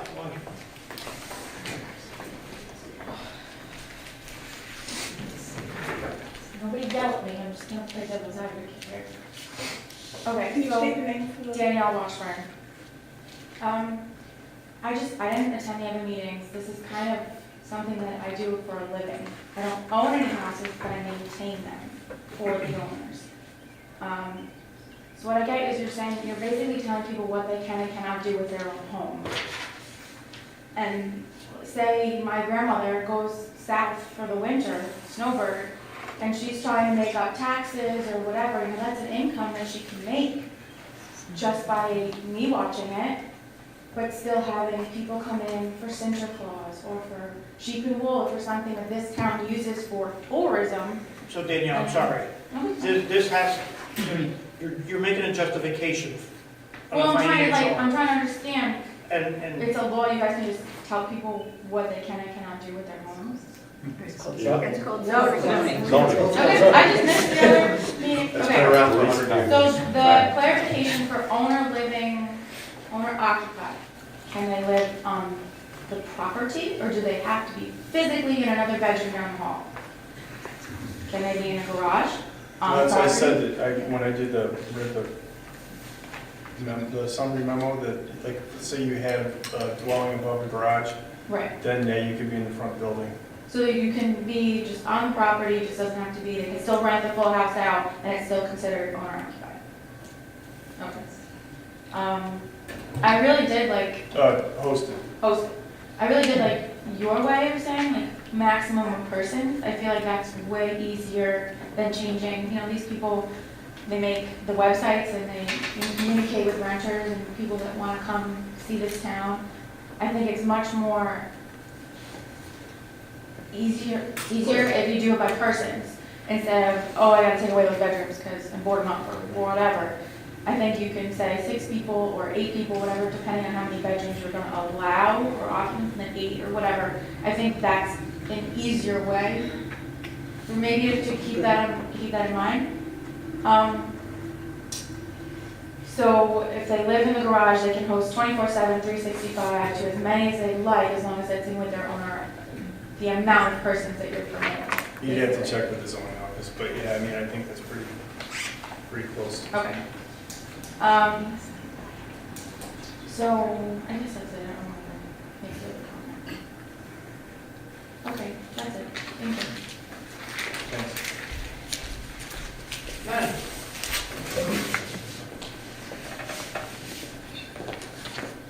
9 Lynn Charlotte at 1 West Court.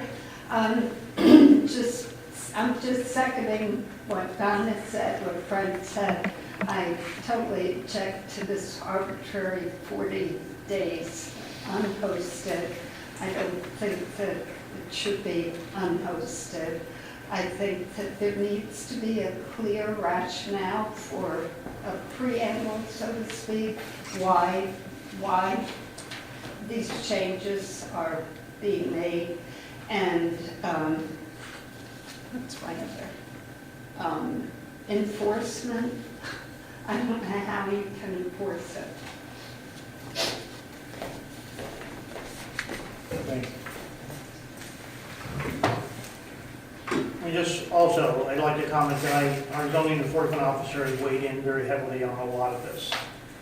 You know, so his comments are also part of our input. He's been away at a training session, is unable to be here this evening, but he has, I know, Grant and others have met with him to discuss this whole issue about enforcement, so just please note that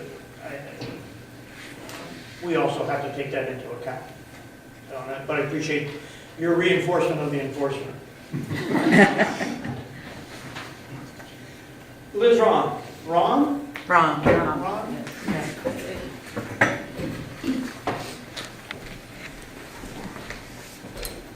So, hello. Hi, everybody.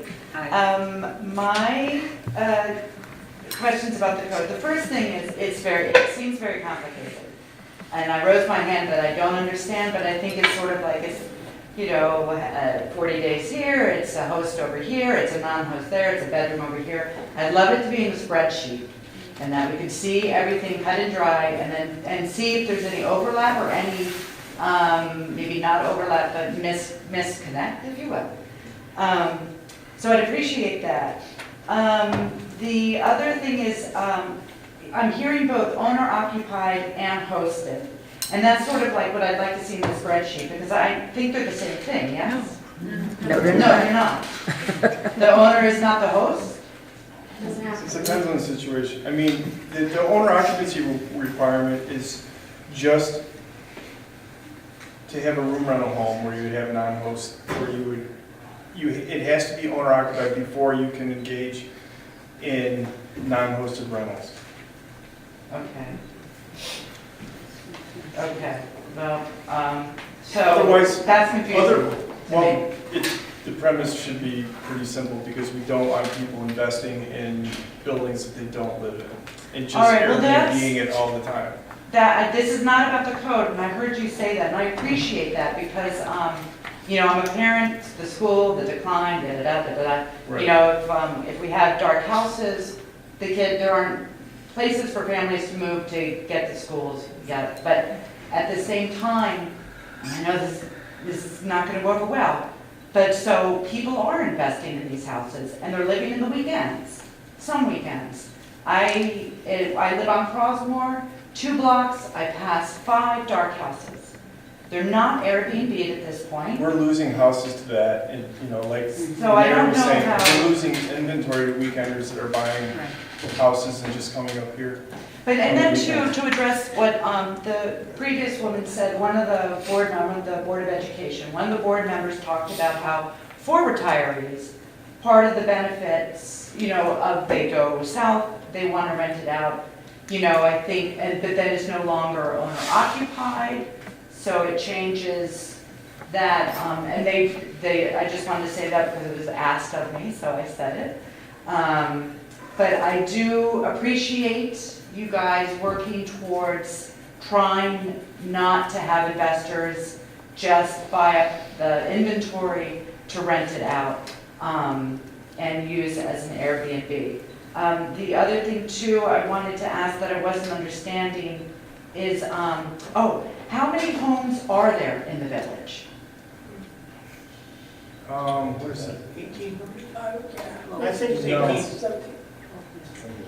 Tax bills are. I know residences, I know people, but I never count. I thought there were like 1,250 buildings, right, or something like that? How many tax bills? That's what I'm trying to think. Yeah. Would I find that? I want to say 1,500. 1,500? Yeah, that's, Where would I find that? I don't think there's any. we can get that. I could get that, if you contact me, I'm the clerk. Okay, is it like a public thing I could find on the, or is it, I'll call you? I don't think 1,500 is a bad number. It's public, but it'd take you a long time to count them all. Okay, thank you very much. Linda Christensen.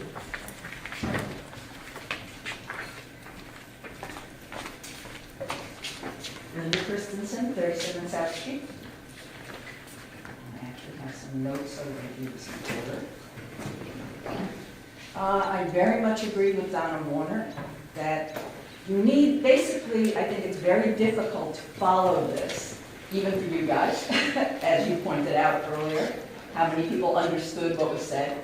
I think there needs to be a framework with the rationale for what we're doing with this. I think you need to have all the definitions, because I just heard a different definition of owner-occupied, meaning that if you have a short-term rental, my understanding from what was said earlier was that the owner would be present. What you were saying is owner-occupied said that the owner occupies the house, does not necessarily have to be present for the two-bedroom rental. Just for that 40 nights. Right, right, but then it's not owner-occupied. For the 40 nights? Well, that's what I'm saying, is it or isn't it? Because I heard residency and I heard owner-occupied. Short-term room rental, an owner-occupied single or two-family dwelling. And then there's a definition of owner occupancy, which is you have to, it's your primary residence, you have to be there 270 days a year. I think I can clarify your confusion there. It has to be, there's two issues. One, do you own the home? So that would be owner occupancy. And then two, are you there? That's hosting. So that would be Well, the but definition of those two. owner areas. hosting, because we also have agent hosting, or It's a- other resident hosting. It was mentioned. So there's a lot of We terms have that being. now. We have that now. Right, my point is really simply this. If there were a rationale of what we're trying to achieve overall, as Donna mentioned, and then within that, you define terms. Owner occupied versus residency occupied versus some other definition. Let's define clearly what they are. And to Mr. Sharma's point, and I thought it was very useful, let's take some use cases and make those up. So what does this look like? I have a house, I'm gonna take it for those 40 days, I'm gonna rent it out. What does that mean? Who has to be there? What is the overall circumstance? We can visualize it and understand it clearly. And here I go again, okay, sorry. Okay. I think there should be a list published of all the basically short-term rentals, bed and breakfasts, and it should be posted on the town or village site, I should say. So we know, as residents, what are legal Airbnbs and what aren't. I have several neighbors that I never see that houses are rented out regularly. So how's anyone going to enforce it if I don't even know? If I have a problem with the tenants of any of these scenarios, whether it's a bed and breakfast or a short-term rental, who do I go to? What's the process? Right? So if there's a nuisance in one of these houses, who do we report it to? And what does it mean for their renewal? Right? And if you see people staying in a short-term rental and it's not on the list, what is the action to be taken? Again, it speaks to enforcement. So, and I think, most of all, I think that in any of these, a lot of these issues are taken care of. If it is owner occupied in residence at the time. If all of these are that, these are your neighbors, you can talk to them. So, That's what we have today. no. Well, not when you're talking about these Airbnbs. The short term, They're bootleg. What? They're bootleg Airbnbs. Well, they aren't, that's why you need to have regulations and zoning for it. I mean, I'm fully behind doing this. I We believe just want we to do do. it. Today we do, so. What? We do. What do you do? We have bed and breakfast today, bed and breakfast establishment, and then a room rental home, and it requires the hosting. Today. Well, and you're saying there's bootlegs, and I know there's bootlegs, and so what do you do about them now? That's an enforcement issue with the building inspector. Somebody has to report it. And where's that process documented for a resident? That's the process with any kind of zoning violation in New York State. You go to the zoning enforcement officer or the building inspector. It would be useful for people that are not really that familiar, if on the village site, there's a process listed. If you're having a problem with people renting out their house, things you're on, you should be able to investigate it yourself and see if it's on the list. If it's not on the list, you should know who to call and ask about it. It just seems, those are the things that I think if you had a framework like that, this discussion would go much easier. I think that's my whole list. Give me 1 second.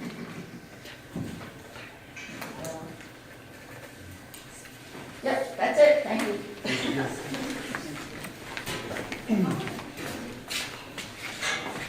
Okay, that completes the list of names that were on the list. I thank everybody for their input this evening. I believe the board still needs to have a lot of work to do to address this. I don't think we're in any position tonight to move forward on this, but we will need to discuss and then set a framework based on the input that was given tonight, and hopefully get that out to everybody to be shared. So thank you. And I hope you'll stay for the rest of the meeting. You're not going to stay for the rest of the meeting? Here, this is the manager of Rhinebeck. Barcelona tourist welcome, locals not welcome. That's what is happening in Barcelona. We're going to go on to the next meeting. If you want to have a discussion, you're more than welcome to stay for the rest of the meeting. We have a lot of exciting information to share with you. If you would want to stay, but if you're not, please have your conversation on the outside of the building so that we may conduct it.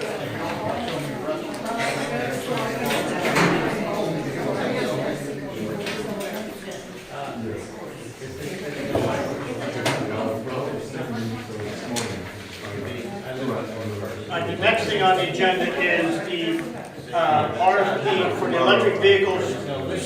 Excuse me, Ken, if you want to have a conversation, please stay.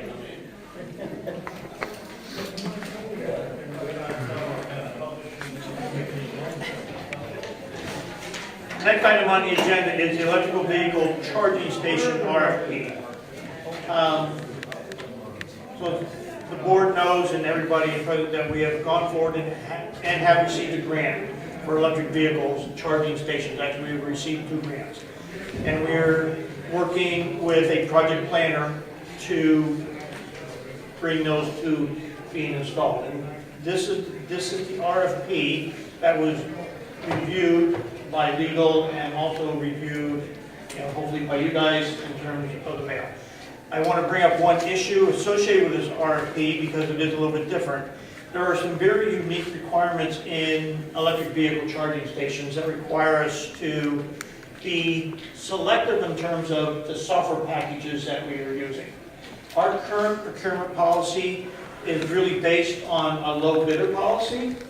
In this case, we would need to modify, and I'm proposing tonight that we add a revision to our procurement policy to go with the preferred provider versus always the low bid provider because of the unique requirements that we need for an example of this, and probably maybe more as we're going forward in terms of that. So before we get into the RFP, we really need to discuss the proposed revision procurement policy, and this is new news, because this came out of legal today, and this is why you all have a hard copy on your desk. And I'm not sure if you've had ability to read it all, but basically the net of it is it allows us to do a preferred selection versus always the low bidder selection. I'll give you time. I thought that was law. We spent months on revising it. According to our legal today, in order to adopt this type of package where we are becoming restrictive on this, in this case, the software and the software licensing, that we need to be able to regulate that so that we get what we want. We need to amend our procurement policy, authorizing purchasing based on the best value and the set forth requirements for that. I remember John Worth actually wrote that sentence. It was something like best value for the benefit sought or something. I don't have the code in front of me, but is it in the book or? I don't know. We can get one. Yeah. You want me to put it out, Mike? Could you? No, well, So we can continue I to just discuss didn't think we were hamstrung by it. Yeah, I mean, the RFP for the electronic vehicle charging station does give us the latitude to consider vendors other than bringing qualifications other than just price. Correct. That's because that's the way the RFP is written, which is why we need to address the procurement policy. But doesn't, this is the existing, I think like everyone, I'm seeing it for the first Yeah, I time. know. I apologize for that. No. This is a new proposed one, right? But we have to, if we're revising the law, we'd have to have a public hearing, right? According to Rich, we could as a board adopt this without having a public hearing. Via Yeah, resolution. via resolution. But page 2 of this existing document provides a criteria that's not terribly different from what's in the RFP. Yeah, I think we're in agreement that because of the RFP and the way the RFP is written, this has become purchasing based on best value, which is on page 2. Which is not in which is an amendment to our current procurement policy. I just don't think. This page 2 is an amendment to? Well, the whole thing? Yes, the whole thing, yeah. So then we would definitely need a public. Not according to legal. We can do this by resolution. We're adapting everything on page 253-2, Dr. That's a little new. I'd like to see and they give us a markup. Yes. And when we were going over the procurement code, we found examples that were really close to what we did. Ticonderoga was one of them. But someone found the draft for the Ticonderoga code, and it was like almost word for word what ours was. So. But then we made it current with the revisions, state revisions of the procurement code. Okay, while Brand's looking that up, can I ask a question? Yeah. Where is the proposed areas for these? So as we discussed initially when we wrote the RFP, the only one we're talking about now is in the municipal lot behind Village Hall. Okay. That's it. At this moment, we just end up canceling, withdrawing the second approved. Well, we have the year 2020 to decide. Yes, that's correct. We have to 2020 to work out how we want to spend, State's money. for the other. But this one was, the only one we're talking about tonight is for the municipal lot. Okay, back here. Yeah.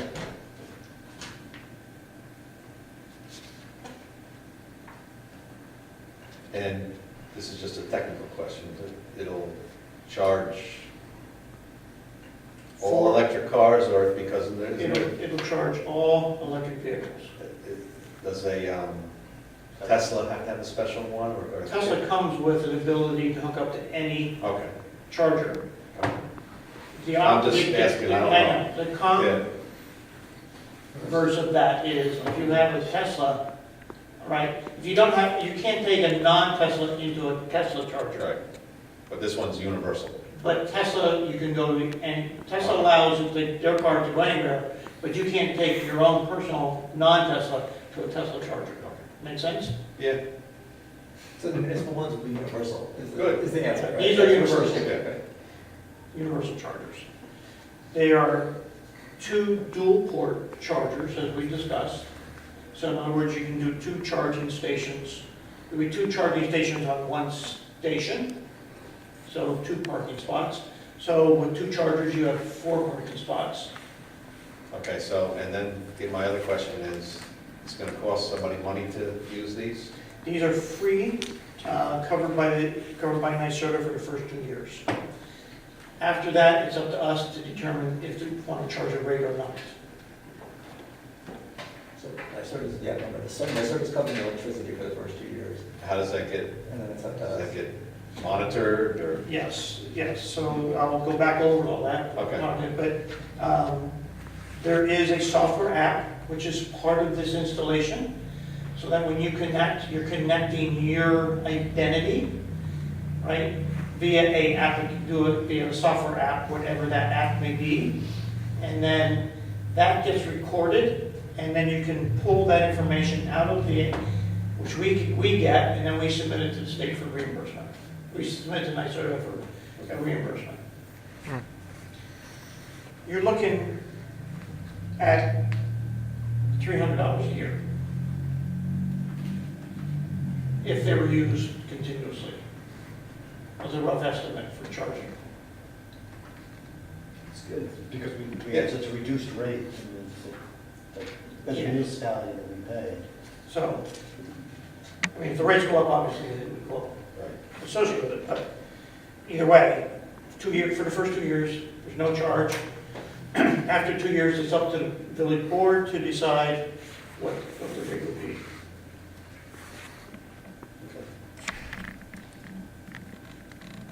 Okay. I'm just asking Yeah. technical questions. No, that's fine. Okay. Have you found that, Brent? No, I haven't found the standard. I know it's in here. I need more time with this. Well, then we can postpone to our next meeting, if the board so chooses. Well, if I'm getting the message from our attorney that we have to put in a best value policy.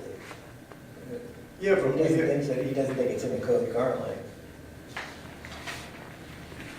And our entire procurement policy is like 4 or 5 pages long. All of a sudden, we've added 2 pages just for, it doesn't seem to dovetail with what we've done. I know that in discussion with the LED lights, initially there was a requirement that people would have to have a best value policy for some of the, for a not low bid policy because of things like service and We have the service. requirements and stuff like that. No, but I mean, if somebody could be a low bidder but not give the services that he wants, so then you want to go to a higher bidder. Professional services requiring special or technical skill training, the individual or company must be chosen based on accountability, reliability, skill, education and training, judgment, integrity, and moral work. These qualifications are not necessarily found in the individual or company that offers the lowest price, and the nature of these services are such that they do not readily lend themselves to competitive procurement procedures. In determining whether a service fits in the category, the trustee shall take in following guidelines and there's some standards. Well, if you have a competitive. We have some wiggle room. Well, that sounds like for awarding a non-competitive bid. This would be a case where you have competing bids. No, this is a specialized service issue. Like something that's really unique. Like we ordered the the chlorination stuff, we only had one person serving the northeast of the Right, So we but- couldn't even easily get 3 bids. Right, but I think that this is for a case where you do get a number of bids, but you decide for whatever reasons that you don't like. Right, and I think that we have that. See, I think what you're saying is that sounds like it creates a circumstance where you could have you don't need to do competitive bidding. I think this is a circumstance. It is, Where if but you I think have it's. competitive bidding, you can award There's best another value. standard in there for that too. I remember, I just like had the sentence on my mind, John Work wrote it, because it was done so well, and I'm a nerd about this stuff, and I just remember this. Well, is this gonna hold up 8 our? years later. If you put this off to our next meeting, is it gonna hold up your grant? Yeah, that's a good question. No, it does, we have time in the grant, it does delay the installation time, that's all. We can't do the RFP though. Pardon? We can't do the RFP. We cannot execute on the RFP without, according to legal, without having this. I mean, I think section 2 describes this very well, if you've had a chance to read it, where it says New York municipal law, number 103, requires competitive bidding for purchase contracts and public work contracts as historically required, that such bids be awarded to the lowest responsible bidder whose bid meets the requirements of the specifications for the project. Section 103 was amended to provide that by adopting a resolution so providing municipalities may award purchase contracts which would otherwise be subject to the lowest bidder rule on the basis of best value as defined in the state finance law as to be a responsive and responsible bidder or offer. So now, notwithstanding the provisions of Chapter 15 of the procurement policy, the Village of Rhinebeck hereby determines that it is in the best interest of its residents to have the authority to award purchase contracts on the basis of best value. Factors that may be used to enact the best value option where cost efficiency over time to award the goods or services to other than the lowest bidder include but are not limited to lowest cost of maintenance for goods or services, durability of goods or services, higher quality of goods or services, or longer product life of goods and services. Okay, Okay, section 15-2. All goods, this is existing in our law, all goods and services will be secured by use of written requests for proposals, written quotations, verbal quotes, or any other method that assures that goods will be purchased at the lowest price that achieves the best value for the product or service sought. Yeah, and this is amending that, because that's I based on just best think value. the best value for the product or service sought. Does that cover lowest cost of maintenance, durability of goods, higher quality of goods, and longer product life? Well, you could say comma, which includes those 4 factors. Well, Instead of but we're amending that, we're just jettisoning the entire thing, He's not, we're amending the current, we're not yeah, but jettisoning. we're amending it, it's. No. Changing the code, we're It's just not changing the changing. policy. Well, We're amending section 15.3.1. this is in 15.2. This is only to address section 15.3.1. No, Oh, this is wait, a new 15. thing. It would also fit in 15.2. That's why I can't do it right now. Okay. Personally. I mean, I can't give you my, if you guys want to vote without my vote for now, then it's fine. I'm I actually just just want- confused where, I'm looking at what's online in the E-code. We don't have the 15.3.1 today. We've got 15.3 and 15.4. So is this section being inserted under methods of purchasing? Here's what 15.3 looks like in the book. It's got Here's it. an A. Yeah. Yeah. Yes, okay, yeah. So that's. Yeah, there's A, Yeah. 15. Yeah, good faith, okay. And then and this is a proposed 15.3.2, which I mean should be C.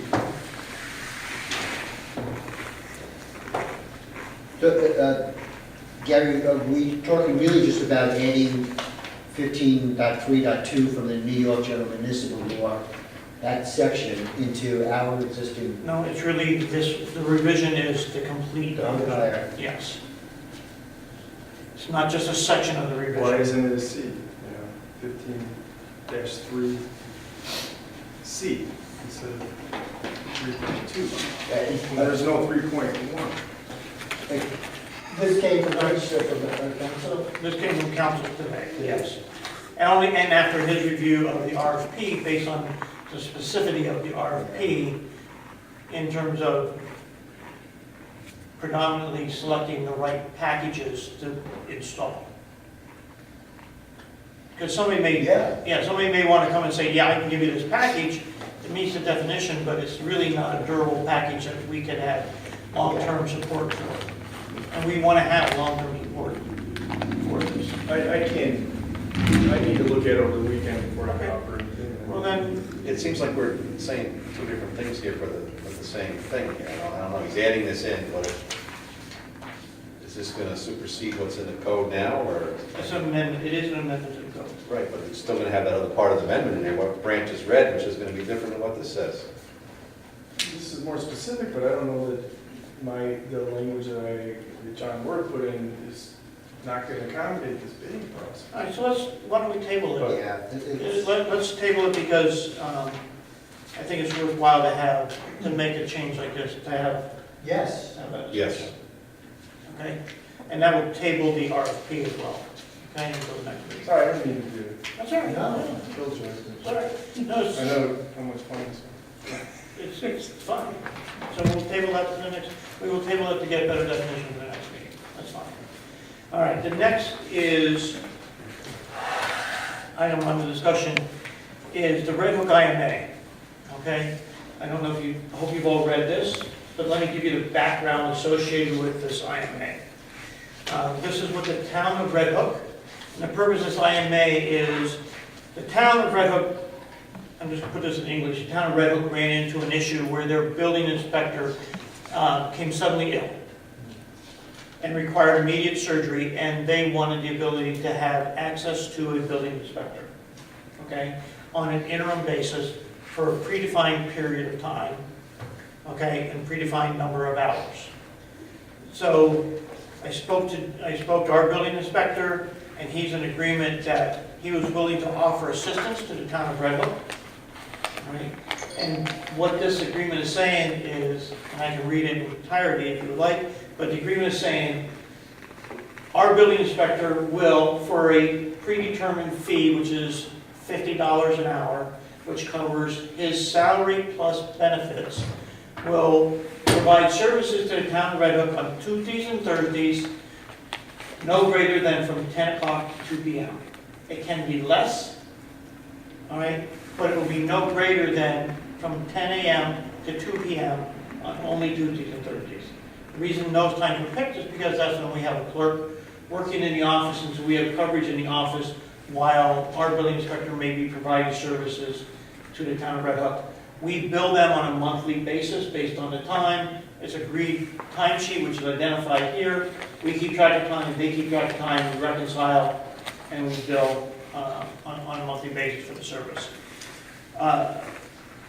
We also discussed the ability to keep this a little bit more long-term than, say, short-term.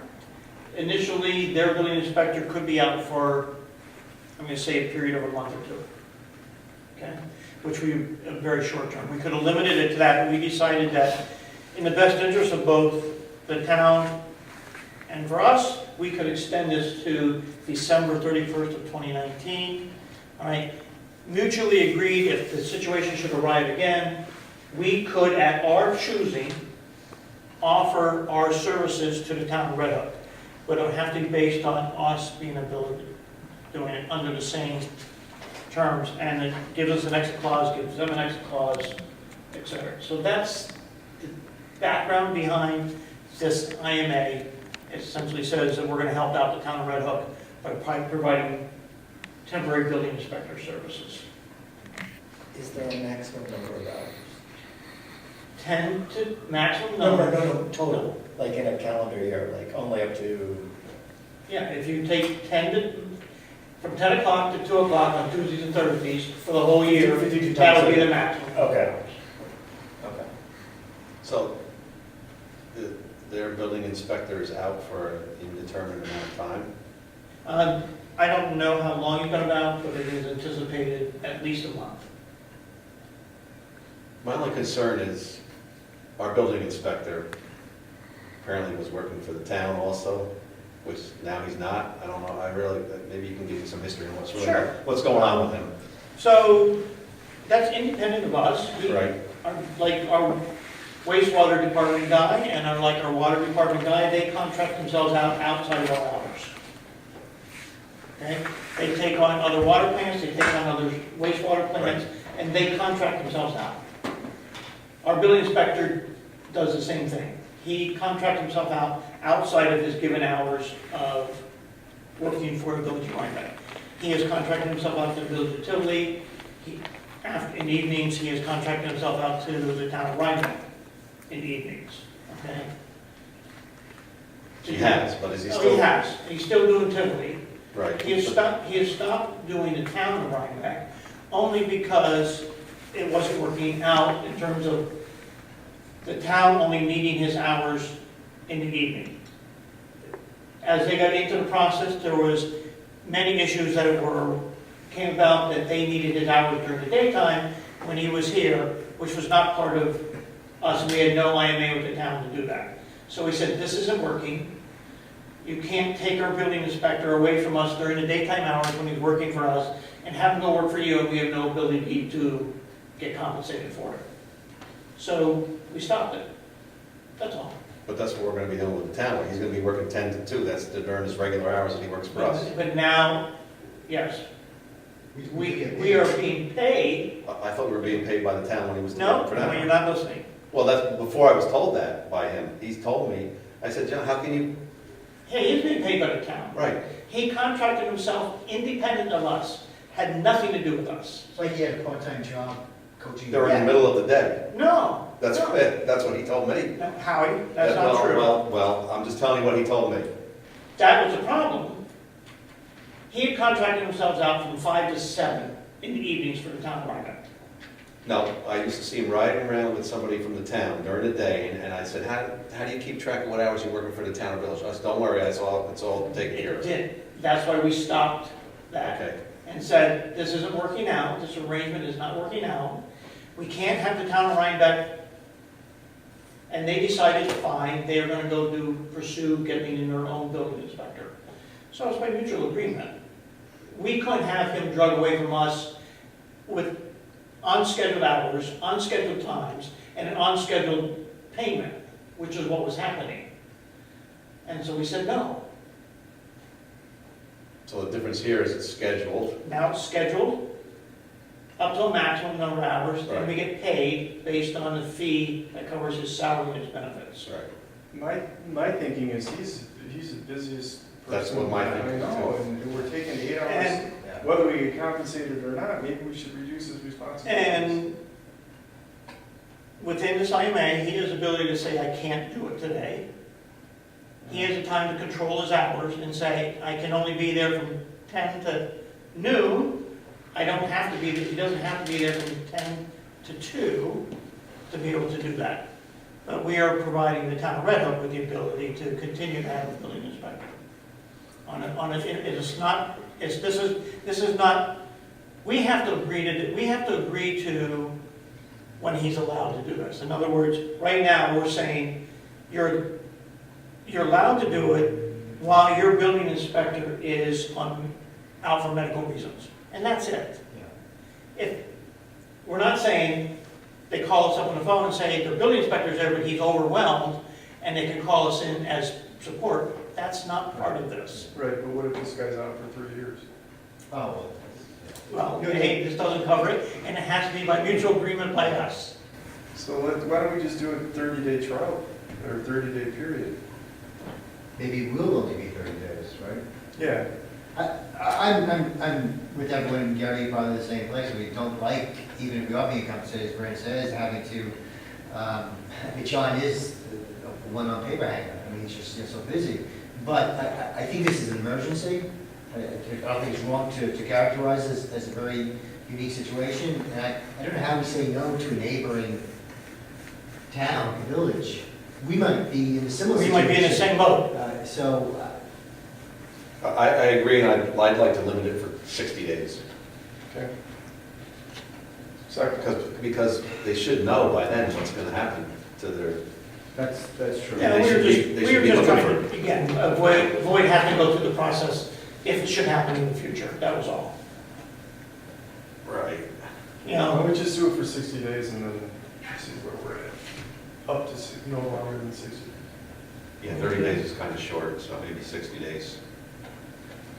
Just say for no longer than 60 days. Somewhere in there. Or, Call it, make it weeks. or time. but with the times are already defined. No, but I'm just saying, make it 60 days to make it 10 weeks, to make it 10 weeks starting this week. That's good. For them.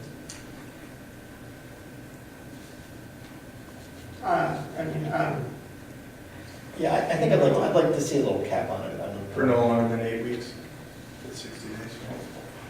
You know, we do have section 7, which says that we could terminate this at any time with 30 days notice. Right.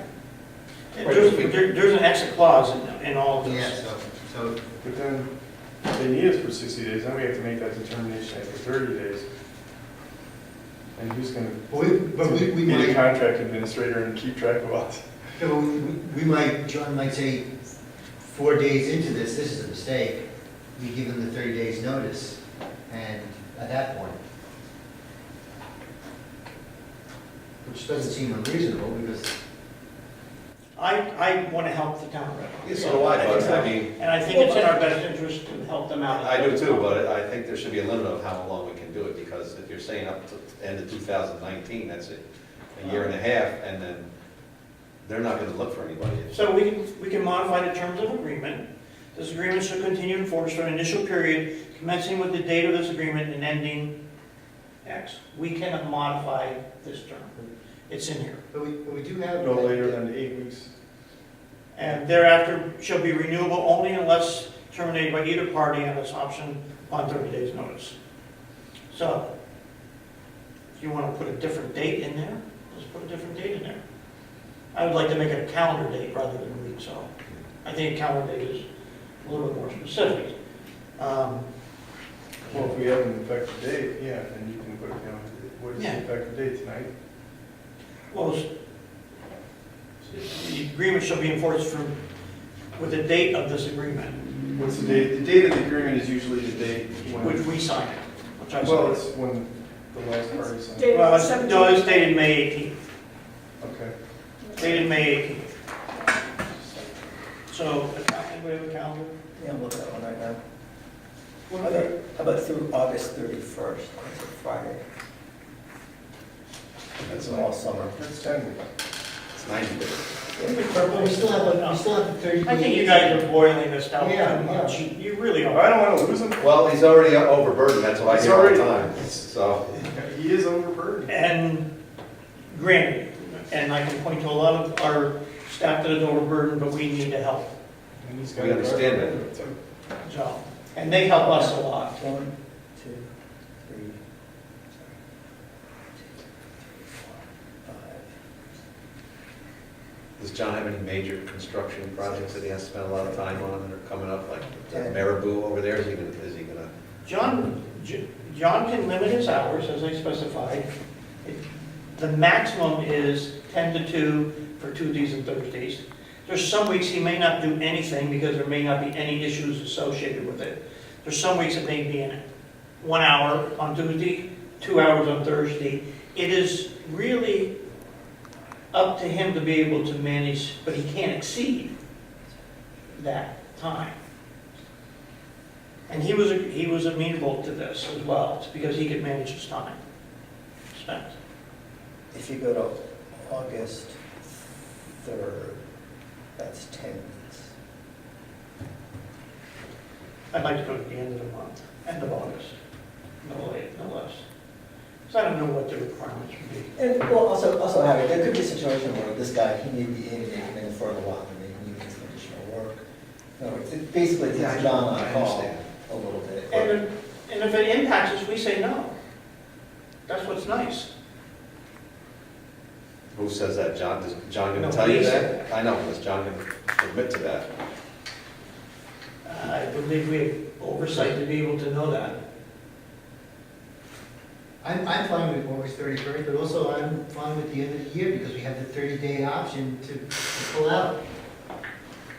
I'm gonna make a motion, I'd like to make a motion that we modify the terms of the agreement. The agreement shall continue in force for initial period commencing with the date of this agreement and ending December 31st, 2018. That's okay. I'm fine with that. One second. But A second? So, discussion? Yep. I think that's pretty. I don't want to belabor this, but it does, I like, contracts are important, and it sounds like a commitment to the end of the year, and if we terminate, it's almost like we're being bad eggs. No, we're not. I can honestly tell you, in my discussions with the supervisor, we are not. No, what I mean is, it just, like, oh, we don't want to do this anymore. Here's your 30-day termination. When we can. I know, but it's. But there would be cause. We would say, look, we need our guy back. I mean, you gotta- It's taking too much, you're taking up too much time. We found that 10 to 2 I is think that's maximum. what's going to happen. I think we're going to terminate that right away. Well, based on what I hear that John's overwhelmed now, I know. I'm gonna go, I would go to the end of August, but if you guys want to Yeah, vote on the I end of would- the year, I would prefer the end of August, but. All right, we have a motion, a second motion. All in favor of the motion, say aye. Aye. Opposed? nay. I'll say aye, just to go along. Go ahead. Just to go along. Did you say yes? Yeah, just to go I along with just want to get the the majority. So we're going to amend this to December 31st. December 31st, 2018. But I would have preferred August rather Whatever you want, I'm not telling you how to vote. Okay. You guys are right, but I really believe it. We had to pull the trigger on the 30-day. That's what we do. All right. We have the DC Municipal Innovation Grant in here. And, to be honest with you, I forget what we put in there. We put it in there because we have to submit the grant by June 1. We have asked the engineers to get the dollars and. Oh, this is for our ADA. This is for our handicap access. I'm sorry. For the lift? For the lift. Okay. Yes. So you get the approval to go to apply for the grant. Aye. Yeah, so basically this is to apply, it was emailed out there, this is to apply for the grant for handicap access, which Crawford and Associates is working on for us. All right, so we need to instruct them to, in the next week, to complete that information. So I have a motion to accept the 2018 Municipal Innovation Grant Program application for Crawford Associates to submit the grant for our handicap access for the village municipal hall. Second. All in favor? Aye. Opposed? Abstained? So carried. Thank you. Thank you. Next, stipulation of agreement. Howie, do you have this or do you want me to do this? I don't have a voice. Oh, this is, There it is. There it is, right here. this is, this stipulation of agreement is for our, one of our wastewater operators in terms while we are out of, while we no longer have a chief wastewater plant operator. And it's payment of, for that operator services during that period of time. Yeah, we had a meeting with council, union council, our council, and this is the agreement we came up with. Right. To settle the past. Yeah, so I'll read it. It is hereby agreed by the Village of Rhinebeck and the United Public Service Employees Union as follows. Number one, the union agrees to waive its right to file a grievance relating to an alleged violation of Article 7, Section E, Article 23, Section C, for failing to pay Brian McConnell out of pedal pay when chief wastewater plant operator was absent from 4/24/18 through 5/11/18. Okay? Number 2, within 30 calendar days of approval of this agreement by the village board, the village agrees to pay Brian McConnell the difference between his rate of pay and the hourly rate of chief water plant operator for all hours worked when the chief water plant operator was absent from 4/24/18 through 5/11/18.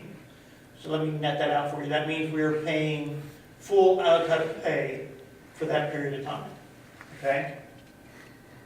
Number 3, the parties agree that effective 5/13/2018, Brian McConnell will be paid $20 per hour for all hours worked when serving as the interim chief water plant operator while he maintains a 2A operator license. All right, so remember, we are also hiring a third-party service to operate under their 3A level license, and we are paying them on a rate of 4 to 6 hours a week, and anytime needed. All right. I'm sorry, can you read that one again? Part number 3. All right. The parties agree that effective 5/13/2018, Brian McConnell should be paid $20 per hour for all hours worked when serving as the interim chief wastewater plant operator while he maintains his 2A operator How license. can he become the chief? He's not really the chief He's not- wastewater operator. He's the intern. He's the interim chief wastewater He's plant not operator. properly licensed. Well, and the reason for that definition is that if you look at our current contract with the union, $20 an hour is For that fee. is the minimum rate for a chief water plant operator. So what we've agreed to say is, we will pay him at that rate, which is $20 an hour, as defined by the union contract. Okay. Okay? Did And that's, Stu? yeah, Stu this was is there. written by Stu. Yeah. Written by Stu. Written by our union attorney, our labor attorney, excuse me. Number 4, the union consents to the village's hiring of an outside contractor to supervise the wastewater plant, so long there is no unit member that possesses a 3A operator license. Which, in other words, the union is saying, the fact that we're bringing in a third-party operator, as long as we don't have a 3-level operator, they're okay with that. Okay? So should we? And that operator is the chain of authority goes from the contractor to the interim chief wastewater plant operator. I just want to make sure that the sort of the chain of command is clear. I mean, is that, I mean, I just want to make, do you think that it is in here? Yeah, I do. Okay. Yes, yeah. In other words, our DPW will go to this person, for input into wastewater plant procedures, and also consult with our third-party company if there's an issue. Okay. And that's agreed to. In other words, this person will not, our DPW will be responsible for working those issues out. So if the third party comes in and says, hey, you got to do this. you gotta Yeah, do it. we have to do it. Yeah, because we're running under their license, Ah, okay. which is key. Okay. Because we no longer have an employee that has a 3A level license. Okay? So 5, should Mr. Bacamo obtain his 3A operator license and the village ultimately, keyword, hires Mr. Bacamo as a permanent chief water plant operator, his rate of hire should be $25 per hour. That's just saying, should we Right. do that, right? Once he's, A, has to be qualified, B, we have to be selected by us. It's not a given. Once he gets his 3A, it's not a given he becomes a chief water plant operator. We have the right of selection. Okay? Where was Pete at? What? 2746. So he was bumped up to 25 too when he became the chief. I bet. And then he just got those 3% bumps from there. Yeah. Nothing herein, number 6, nothing herein shall be considered a guarantee that Mr. Bacamo will be appointed to the permanent chief water plant operator, and that the village shall have discretion to hire any applicant it desires for the position at any point, which is kind of what I just said. That's good. Right? Very good. Should Mr. Bacamo be returned, should the Mr. Bacamo be returned to his operator position, his salary shall revert to his operator rate of pay, which is currently $17.06 per hour. So in other words, we hire a 3-level operator, he doesn't maintain 20, he immediately goes back down to $17.06. Okay? Okay. This agreement is subject to approval by the village board. Okay. I'd like to have Make a motion to accept the stipulation of agreement for our wastewater treatment plant. Second. As defined. Second. Any discussion? All in favor? Aye. Opposed? Abstained? So carried. Very good. All right. Other business. Is there any other business the board needs to bring forward? Having heard no other business, I make a motion to adjourn our special workshop and other business on May 23rd at 9:23, excuse me. Second. All in favor? Aye.